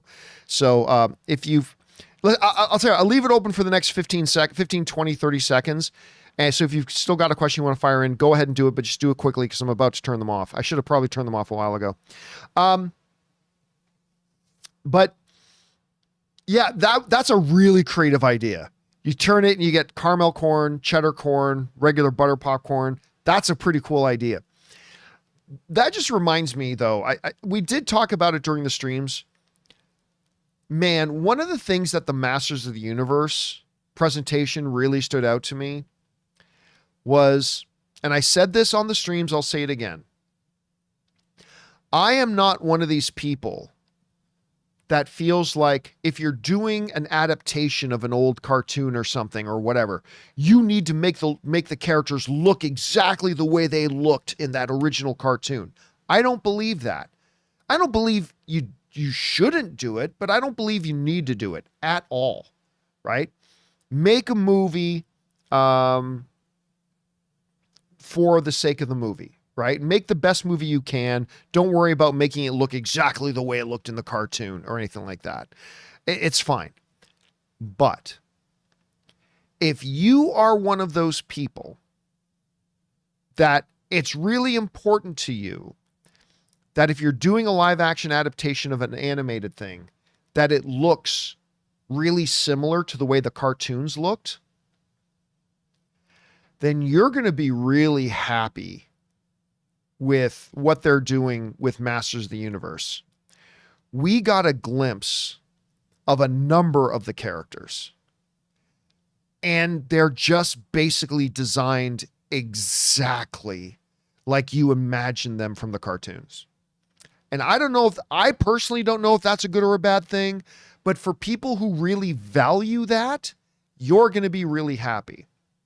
Like Morena Baccarin as Sorceress, like the outfit was perfect. Absolutely perfect. Again, we saw like 10 characters, and Skeletor, they wouldn't show us Jared Leto's face. They only showed him walking from the neck down. From the neck down, perfect. So I don't know what they're going to do with his face. I have no idea on that one, but so many of the other characters, it was like right from the animated cartoon. Now, again, to me, that's not necessarily a good thing, but for those of you who think that's what they should do, you're going to be pretty happy because they definitely did that. 100% they did. All right. Let's see. Next up. Thanks for that, Simon. And thank you again, Simon, for like supporting us on that level. That's incredibly generous of you, dude. Thank you for that. All right. Christopher Brickner writes, I have more confidence in Thunderbolts than Cap 4, as unlike Cap 4, when Thunderbolts was delayed 9 months, they hadn't shot the film yet. Yeah, that's a very good point. It's easier to fix a movie when you haven't filmed it yet. By the way, I'll say this, Christopher. Hearing about reshoots, okay, back in the day, go back 15, 20 years ago, you would hardly ever hear about reshoots because movies have budgets and they have strict budgets. And once you spend the money, you've spent the money. And once you're done the movie, that's what you're stuck with. For good or for bad. That's what you're stuck. That's your movie. We don't have the money. You can't go in and bring all the actors back and get new sets and reshoot and blah, blah. And the only time that you would hear about reshoots is when a movie was a disaster. Things are different today. Now we live in a world where Kevin Feige has publicly said, we actually, before we even start shooting a movie, we book and plan reshoot dates. Sometimes that's for adding new scenes, taking things like adding new scenes, replacing scenes, changing the story a bit, whatever. But we now live in a world where, especially big blockbuster films, not so much the mid-range films, but in the big blockbuster films, they will plan in advance now to have reshoots. So that doesn't really throw me off so much when I hear about reshoots. That it's true 20 years ago, that was a bad sign. Today, not so much. Today, as it often does mean, it can just mean, oh, we just had this great idea while doing the edit, and we've got the money and we've got the scheduled time that we can go and reshoot these extra scenes because we just had this new idea. So that happens, right? But ever since World War Z, the Brad Pitt movie, I don't know if you guys remember this, but World War Z was notorious that they put in all this money in this movie and it wasn't good and it was really bad. And they went back and reshot like 3/4 of the movie. Like it was like a total redo. And the movie ended up being really good. The movie ended up being really good. Like World War Z isn't one of the all-time great movies, but it ended up being a really entertaining film. I liked it a lot. And so ever since then, I don't necessarily start feeling negative when I start hearing about movies doing reshoots, because it's like, oh, they're improving the movie. That's fine. Sometimes it turns out good, sometimes it doesn't. Captain America New World, Captain America Brave New World, it didn't work for me. Had some good things in it, has some good things about it. Anthony Mackie is a hero, but overall the movie didn't work for me. I think it was one of the MCU's weaker films. How bad it must have been prior to the reshoots, I don't know. But listen, yeah, Thunderbolts, I do have a lot of confidence in this movie. I mean, I don't know if it'll turn out good, but if I had to bet $5 on it, I would bet $5 on it being really good. I've liked everything I've seen. I've liked everything I've heard. So I'm very, very pro on this movie right now. All right. Next up, Christopher Brickner also writes, I'm glad Minecraft is doing well, as director Jared Hess needed a win, as it had been almost 20 years since his last successful film. I got to check it, but is he the guy who did Napoleon Dynamite? Hold a second here. Let me see if I can pull this up. Napoleon Dynamite. I think he is. Let me just double check. And yeah, Jared Hess is the one who directed Napoleon Dynamite. Now, that I believe was the last film he directed that I liked. I did not love Gentlemen Broncos. That's not a bad film. Not a bad film, but I didn't like it a lot. And I know I'm in the minority of this. I did not like Nacho Libre.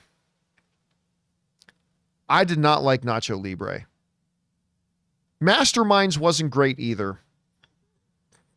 But yeah, I think the last great movie he made was Napoleon Dynamite.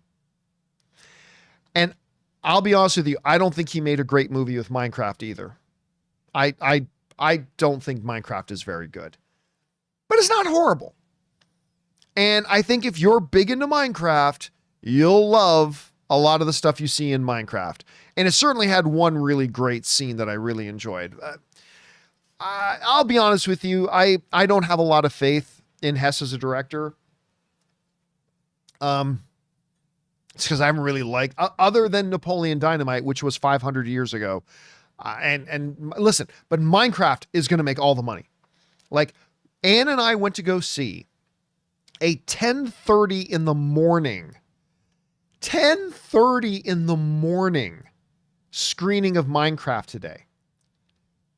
And that place was sold out. At 10:30 in the morning, it was sold out. It's not a very good movie, but it's making a lot of money. Believe that. This movie is making a lot of money. All right. Let's keep things going here. Next up, we got, now we got A23 who writes, when Robert Downey Jr. was cast as Doom, I just assumed he'd be back as Iron Man. With multiverse, doesn't it make sense to reprise the role with everybody back? No, it makes sense to do what the story calls for. The story they came up with does not involve Robert Downey Jr. coming back as Iron Man. The story they came up with involves Dr. Doom coming in, but with the narrative twist that he looks just like Tony Stark did. Now, whether Tony Stark is a variant of Victor Von Doom or Victor Von Doom, like, nobody's a variant of anybody else. They're all just collectively variants, right? It's not like Tony Stark is the guy and Victor Von Doom is just a variant of Tony Stark. No. That's not the way it works. So you do what the story calls for. And the story they came up with was, okay, we're going to have Dr. Doom. But what if this happens and this happens and this happens? And for those things to happen, Victor Von Doom looks just like Tony Stark. Then that's the way you go. You don't go, well, but maybe we should just have him come back as Iron Man. Change the movie. You don't do that. You do what the story calls for. And this is what the story calls for. So yeah, I am super excited for it. I think this is going to be great. You watch, man. This is going to be great. And I cannot wait to see what they've come up with for it. All right. Thanks for that, 823. Tim Platt writes, what do you think is more likely? A movie surpassing Avatar's box office record or someone surpassing Ovechkin's soon-to-be goal record? What a time to be alive.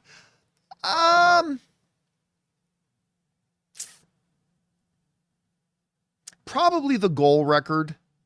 That can be beaten. I mean, so like what will never be beaten is Wayne Gretzky's overall point record. Because like while it's nice that Ovechkin is now tied with Wayne Gretzky for most goals, Ovechkin, I don't believe, is even in the top 100 in assists. Wayne Gretzky is number one right now, tied. Number one, most goals, and number one by miles, most assists and most points. That will never be broken. That will never, ever, ever, ever, ever be broken. But just goals, that could be passed. That could be passed. It's going to be tough, especially today, for a movie to surpass, like get close to $3 billion. It's going to be tough, but we'll see. All right. Next up, we got Trash Can HD writes. Cinema United announced a sneak peek showcase in every major city showcasing CinemaCon content. Runs 70 minutes on April 22nd. Excited. Yeah, I had not heard of that. Somebody earlier in the live stream brought that up. That's a great idea.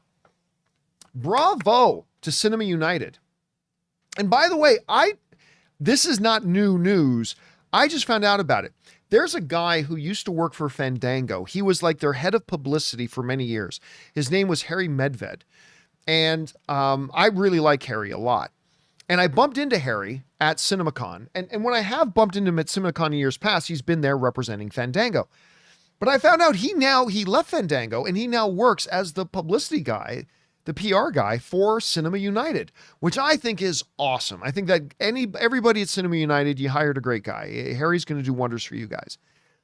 This is, and I have no doubt this is probably Harry's idea. I mean, I might be wrong about that, but I'm going to guess it's Harry's idea.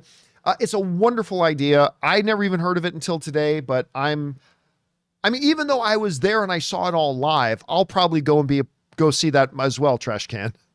All right. Next up, Tim Platt writes, to be clear, I meant a movie without a re-release, so no Endgame. Oh, yeah. Oh, no, Tim, I understood what you meant by that. Yeah, because Endgame is probably going to re-release and pass Avatar, but I don't know how long it's going to be till we see another movie get close to $3 billion, given today's movie environment. So we'll see. But I got you. I knew what you meant, Tim, but thanks for following up. Miguel writes, I have a theory. A while ago, you said there was going to be news about Matt Reeves. I think he's going to be co-CEO with Gunn when Safran moves to WB. No, he's not. He's not. He's a filmmaker. He's not an executive. He is not going to be a co-CEO, James Gunn. James Gunn already has a co-CEO. Now, there is whispers that Abdi, DeLuca and Abdi, the heads of Warner Brothers Pictures, may be getting fired. Don't know that that's true. That's just the rumor.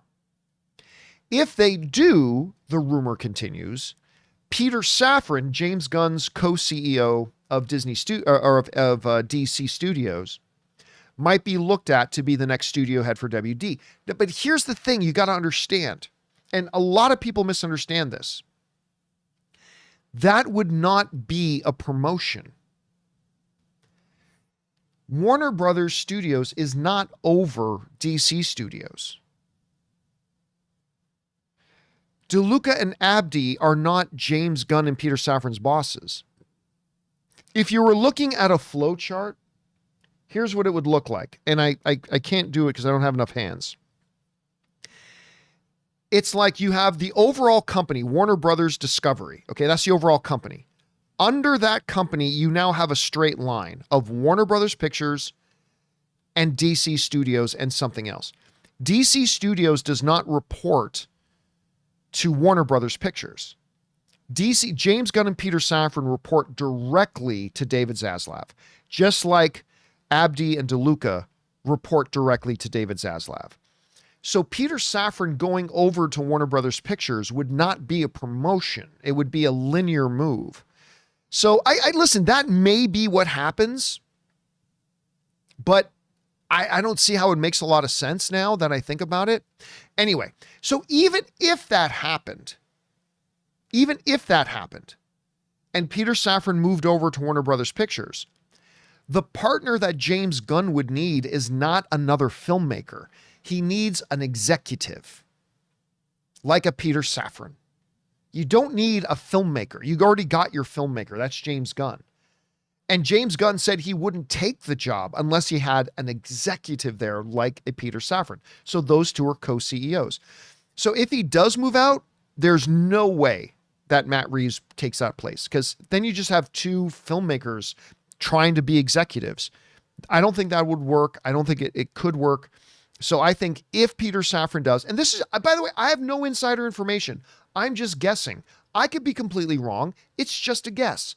But my guess is that if Peter Safran does move on, it ain't going to be Matt Reeves. Matt Reeves is a filmmaker. He's not a studio executive. He's a filmmaker.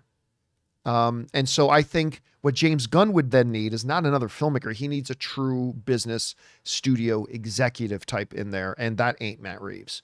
So no, I don't think that's what'll happen. Again, I could be wrong. I'm just guessing as a fan like you are, but I don't think that's going to happen. All right. Next up, we have Johnny Got Lost writes, what was missing from the Superman sneak peek? What was missing from the Superman sneak peek is some additional seconds of the crypto stuff and some additional stuff in the fortress. I'm not going to say what it was in case they didn't want the world to know, but again, it's not much, just a little bit, just like a few seconds that definitely stood out to me in the CinemaCon footage that was not in the sneak peek they played in front of Minecraft. All right. Next up, Joe Howland writes, hey, John, hope your day is going great. It is going great so far. Listen, I love my weekends. You want to know why I love my weekends? Here's the main reason I love my weekends. Because Ann and I get to sleep in a little bit, at least past 6 a.m. We get to sleep in a little bit. And after we get up and feed our dog and all that kind of stuff, it's a little thing, but to me, it's a big thing. Ann and I go out to breakfast. I just love our time that we get to do that. I love that we get up and say, let's go have breakfast. And we'll go to a different place almost every time and just go and relax and have breakfast together.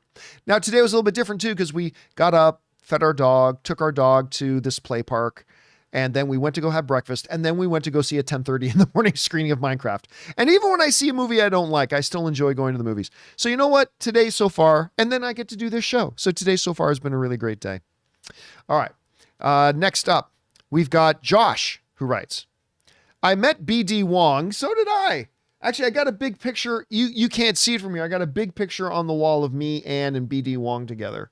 But it's hanging on the wall in our studio. I got a few. I don't have a lot of pictures up on our wall, but I got a few. And one of them's me and Ann with BD Wong. Anyway, I met BD Wong, Joe Mazzello, and Ariana Richards today. All super nice. Fun fact: Joe said an offer to be in Hook didn't work out, so he ended up in Jurassic Park.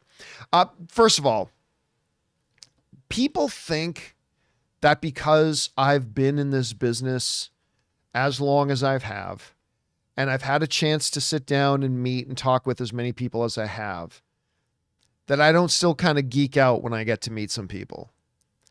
Guys, listen, first and foremost, I'm a movie fan. So yeah.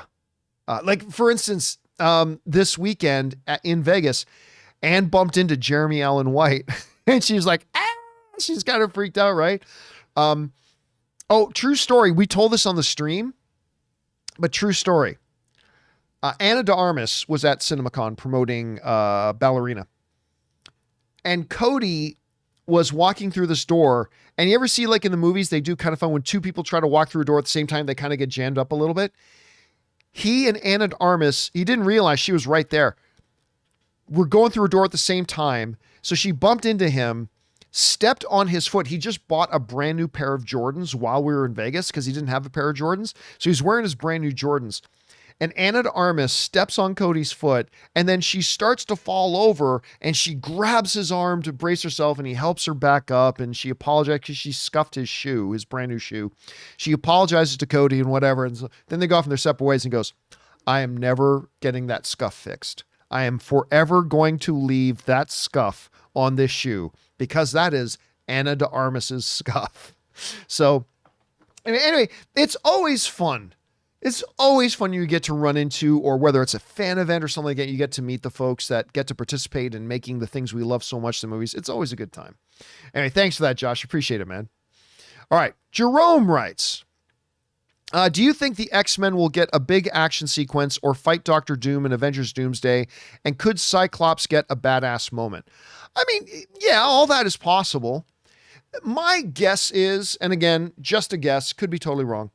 My guess is, if you look at the Secret Wars storyline, I think the X-Men will be from that world, that Earth that we saw at the end of the Marvels, where Kelsey Grammer's Beast was.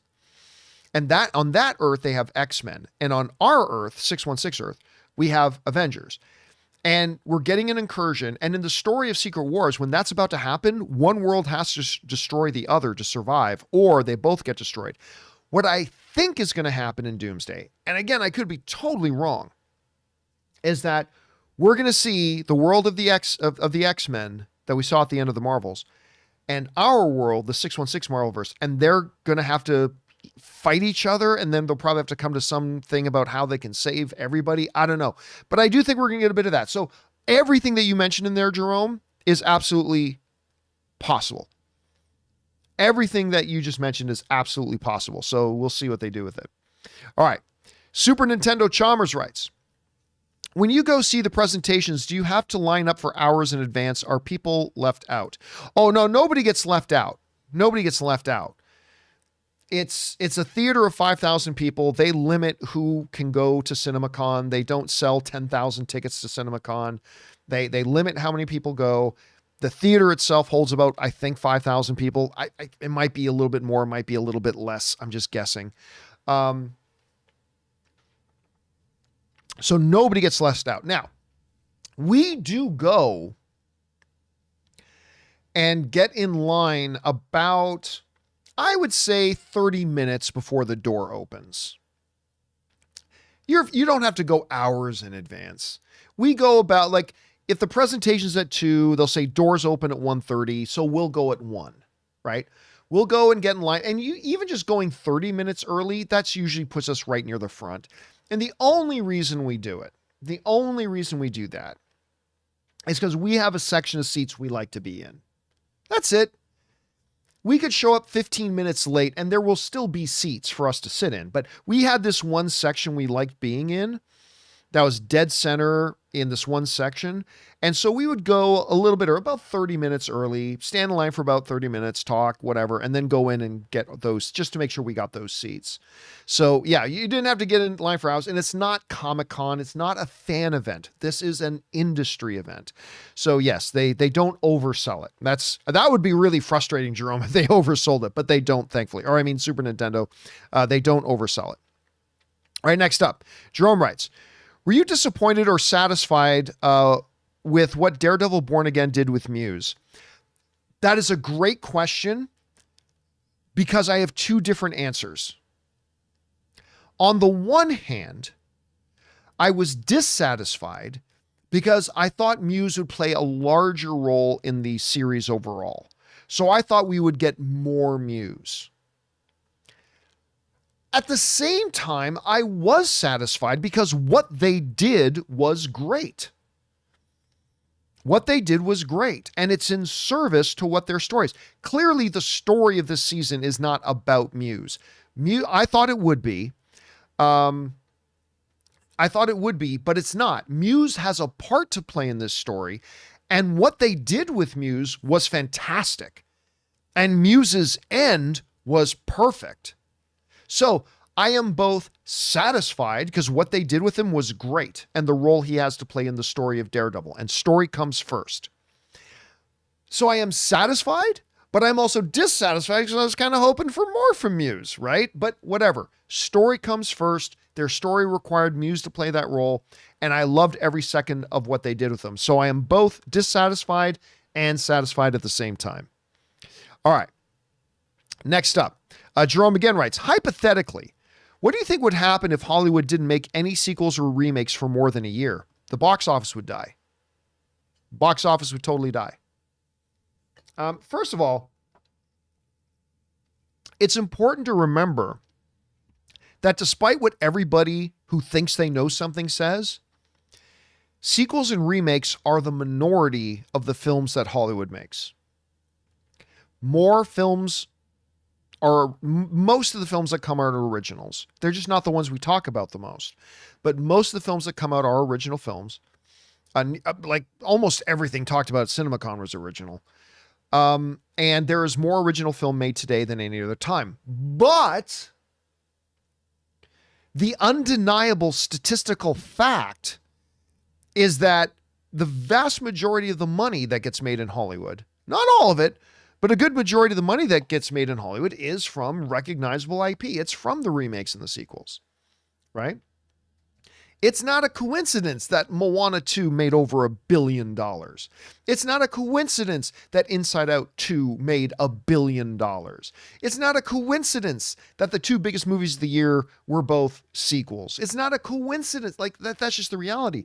So even if, even though sequels and remakes are a minority, not a tiny minority, but a minority of the films, they account for most of the box office. If Hollywood tried to do an entire year without those movies, are you kidding me? It would be a disaster. It would be a disaster. And by the way, tons of original movies are coming. Tons of originals. Tons of originals are in theaters right now. It's just that those aren't the ones that the audiences flock out to the most.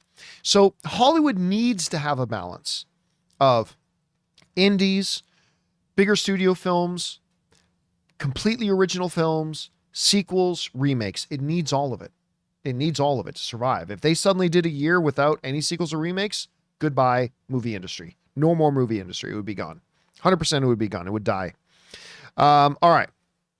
Next up, Jerome also writes, do you think because of what happened with Snow White that Disney is going to stop changing the race of certain characters to avoid controversy?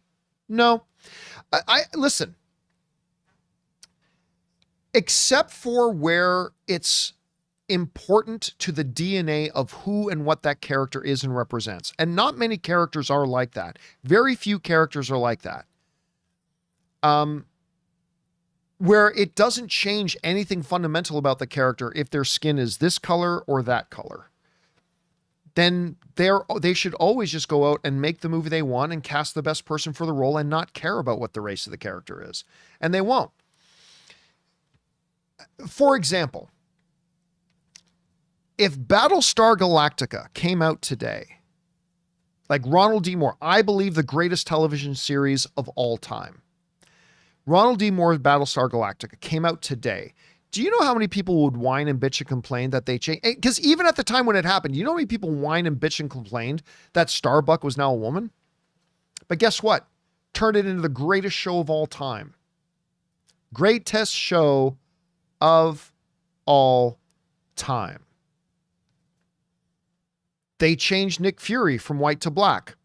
I don't know, as the MCU worked out, okay? Let's see, they changed him from white to black, and it doesn't matter. The point is they changed Nick Fury from white to black, and guess what? Didn't matter.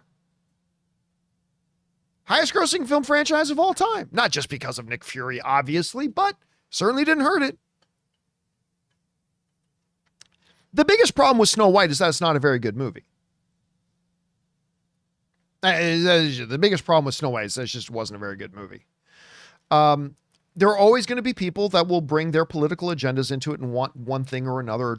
They want to make sure certain people are excluded. They always want to make sure that there's only this. We want everybody else excluded. There's always going to be some of that. But no, I don't think it's going to stop them. And it shouldn't stop them. Listen, we made this point before. I did an editorial on this once. Hollywood studios all acknowledge that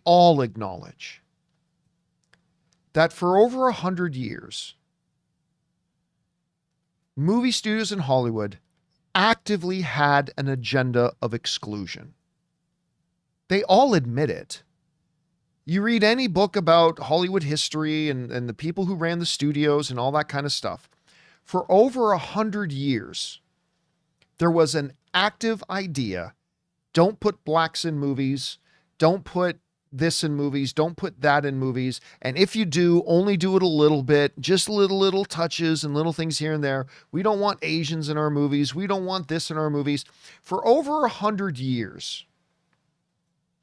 Like, people seem to think Hollywood's this big liberal thing. For over 100 years, Hollywood was one of the worst places for racism ever.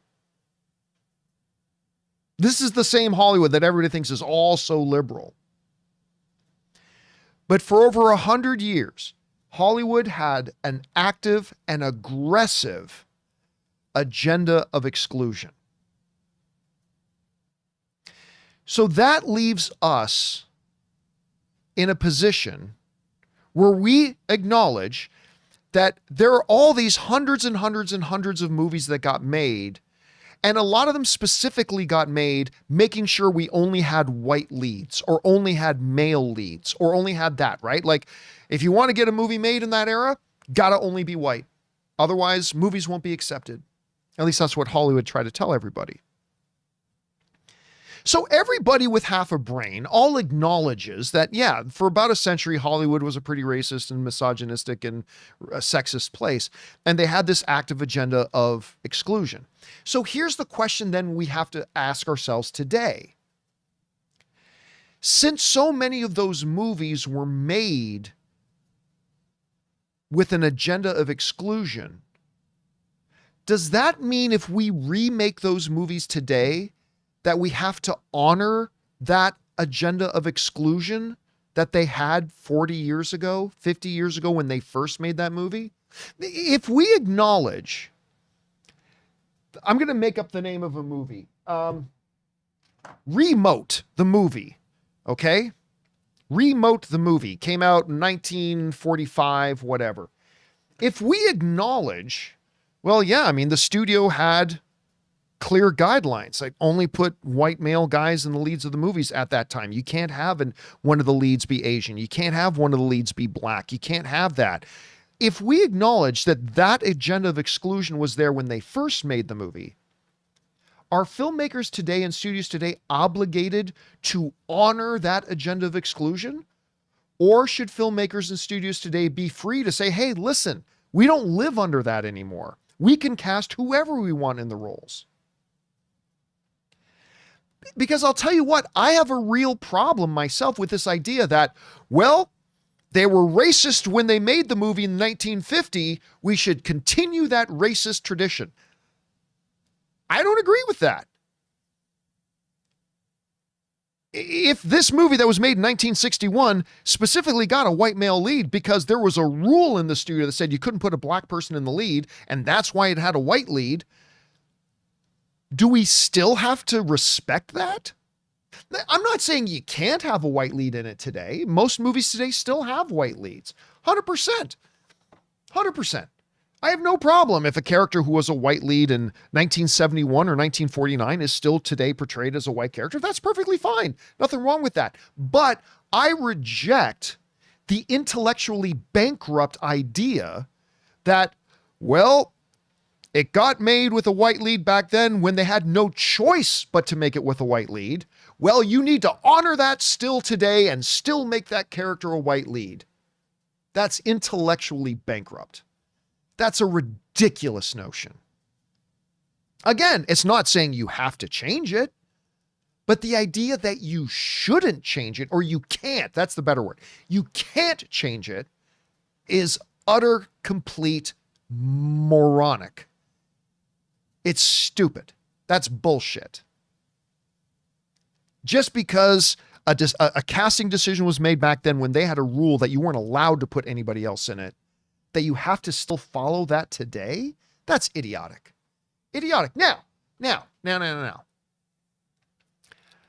I still believe today that there are some characters that what their ethnicity is, what their gender is, what their cultural background is, are like completely integrated into who and what the character is. James Bond is male. Black Panther is black. Batman is a white kid who grew up in white privilege. I believe that there are a small number, but a certain number of characters where their ethnicity, their gender, their cultural backgrounds are completely integrated into the character, and it becomes vital to who and what they are. There are some characters like that you should probably keep the way they are. I just don't believe that just because a movie was made in the 1950s when certain racial profiling was being done, that you therefore today are obligated to keep that. That's just my opinion. You can agree or disagree with it if you want, but that's how I feel about it. All right.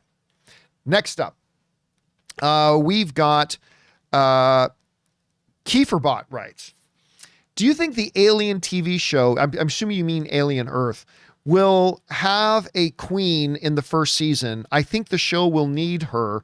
Love from Toronto. It's hard to say, but I mean, and maybe I'm wrong. Maybe I'm not completely brushed up on my xenomorph mythology, but for there to be aliens on Earth, would that not necessitate a queen being there? Again, maybe I'm forgetting something, but like if there's going to be like a hive of aliens on Earth, would that not necessitate that a queen be there? Like if we're not just talking about like a single alien getting off that ship that we saw in the preview and showing up on Earth and running around, that's not that big of a problem. But for there to be an ongoing continuous problem of the aliens, wouldn't it need a queen? Maybe I'm right, maybe I'm wrong about that. So my guess is, and it's just a guess, I could be wrong, is that there will be a queen there. That's my guess. All right. Next up, Jerome writes, do you think if an original movie takes influences from other movies or stories that it means it isn't really original? No, I don't agree with that, because every movie, every story takes influences directly, indirectly, consciously or unconsciously. Every story that is told has taken some degree of influence from something else, right? I mean, there's no escaping that. That's just true. But that doesn't mean it's not an original idea. The way you can combine different elements, like every movie has a hero of the movie. Every movie has a villain of the movie, whether the villain is another person, whether the villain is environment, whether the villain is conflict, whatever. There are certain things that are all part of storytelling history. But that doesn't mean you can't put them together in certain combinations that just kind of feels new and fresh and original. So yeah, every movie you ever watch, every story you ever hear, there's been some elements of that has been done before, but hasn't been done this way. Has it been done this way? I think that ultimately is kind of what determines what is original. Again, that's a big philosophical discussion that we don't have time to get into here. But so, yes, I think generally speaking, Jerome, my answer to that would be yes, they all do take things, and yes, they can still be original. All right. Next up, just got a few left here. We've got Paul, who writes, "Hey, John, would love to know if you think Disney will start doing more sequels as opposed to live action remakes. This year, we do have Snow White, which will lose money, but Lilo and Stitch won't." Yeah, but then they've got Moana coming. That's live action, right? I don't think Moana, the live action movie. Okay, look, again, we haven't seen anything from it.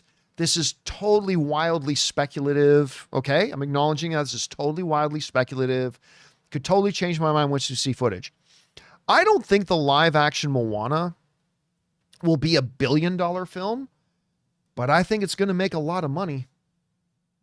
I think it's going to make a lot of money. Listen, I think the key for a healthy Disney is a mixture of things. Don't just do all original. They tried that, didn't work out very well. Don't just do all sequels. If you just do all sequels, you need more originals to create new franchises and new things. Don't just do animated. Don't just do live action. I think it's all going to be a part of a mixture of things. Because again, we can talk about how Snow White fell on the streets, but that's one of the problems with us as film fans, and we're all guilty of this. I include myself in this. We're all part of this. We all have such recency bias. Like, Snow White falls on its face and we're like, oh my God, they should never make another live action. Yeah, but then you make Aladdin, and Aladdin was fucking great. Not as good as the original, but it was fucking great. And it made over $1 billion. Yeah, they made Maleficent, but you know what? They made that Beauty and the Beast. And while I didn't love the Beauty and the Beast remake, that's another film that made over $1 billion. A number of the films in that exclusive $1 billion club, of which I think there's only about 50 of them all time. I might be off by that, but I think it's around 50. I think there are around 50 members of the $1 billion club. Guess what? A number of them are live action remakes of animated films. So yeah, Snow White didn't work, but Moana might. So yeah, I think what you're going to see is Disney with Bob Iger back. I think you're going to see them always have a mixture of new original animated, live action adapted, and animated sequels. I think you're going to see them do a mix of all those things, and it's going to ultimately be really profitable for them. Some will be good, some will be bad, but I think ultimately it'll make for a pretty healthy landscape for them. All right. Next up, good question, Paul. Rainbow Toy writes, do you lift? I do work out almost every day. Will we ever see Henry Cavill, John? What do you mean, will we ever see Henry Cavill? I'm not quite sure what you mean by that. I mean, look, I don't know if you mean like, will we have him on? I've had a chance to interview Henry Cavill. I've had a chance to interview Henry Cavill a couple of times, actually. Great guy, wonderful dude. But I don't think we'll ever, unfortunately, have him on our show or anything like that. Oh, I was saying, do I think I'll be in Henry Cavill shape? Oh, I'll never be in Henry Cavill shape. No. You can come down and find me at the UFC gym 3 to 4 days a week, but you're never going to see me in Henry Cavill shape. That will, I mean, you want to say never, but I will say never. That will never happen, especially as I'm getting older, right? It's getting harder and harder to get to the UFC training facility there as often as I do, but I will never, ever be. I don't work out nearly hard enough. I just try to work out enough to stay in shape, stay healthy, all that kind of stuff. But yeah, you'll never see me in even remotely Henry Cavill shape. That's just never going to happen for me. Like ever. All right. Let's see. Last question of the day comes to us from, and I can't get him on the screen here. Let me see if I can get this in here.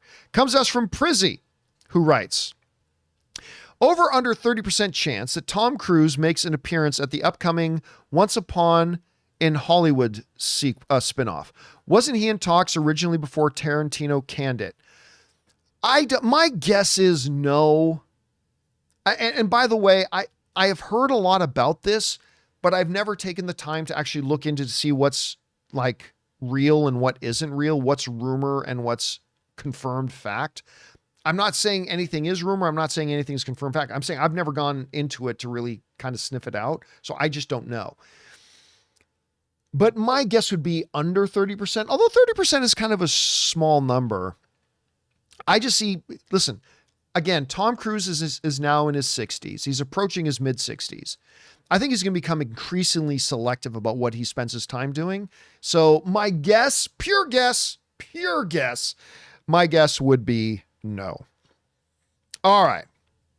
With that down, guys, you know what? I'm going to take a quick second here to take just one or two questions from you guys in the live chat. If you guys are in the live chat, look at what I just put in the live chat. I just put in question, : if you have a question for me, and I'm only just going to pick a couple, just put in all capital letters, question, then your question. That way I know you're asking me a question. And then we'll go there. So I'm Jim S. says, have you seen the latest Daredevil episode? I just talked about that a little bit earlier. And what did you think about it? Loved it. I don't think it was the best episode of the season, but I loved it. The combat is great. I love the way it all resolved. The development of Kingpin with his anti-vigilante task force stuff. I thought the episode was great. I'm loving this season so far. I thought it was really wonderful. All right. Let's see. Sentai writes, what do you think about the Star Trek Strange New Worlds trailer? You know what? I haven't seen it yet. I love this show, but I have not seen the trailer for it yet. Let's see. Christian Corbett writes, down for an old man Pierce Brosnan film, maybe a few Pierce Brosnan Bond film, maybe a few age sequences. Nope. I love Pierce Brosnan. I loved him as James Bond. I have no interest in an old man James Bond film. I'm not saying it couldn't work. I'm not saying there isn't merit to the idea. I'm just saying me personally, I'm not interested in it, even though I love Pierce Brosnan. All right.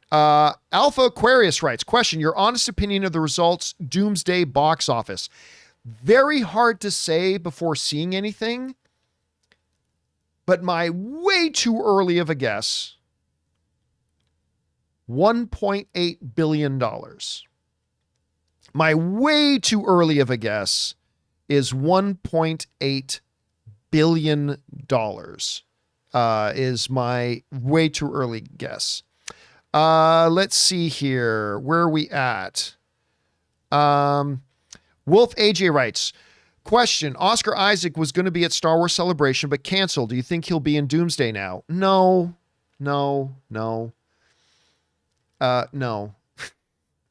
Guess what? Actors, guys, listen, actors can't. Now, am I saying it's impossible for him to be in Doomsday? Absolutely not. It's not impossible.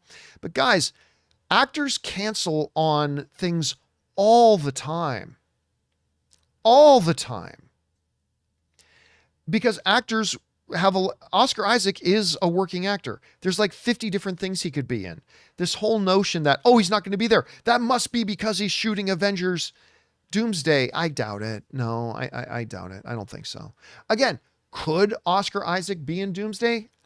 The answer to that a month ago was yes. The answer to that today is yes. Do I think him not appearing? Like, look, even if Oscar Isaac was going to be in Avengers Doomsday, do you think he's the main character in the movie? Obviously not. Moon Knight is not the main character in that.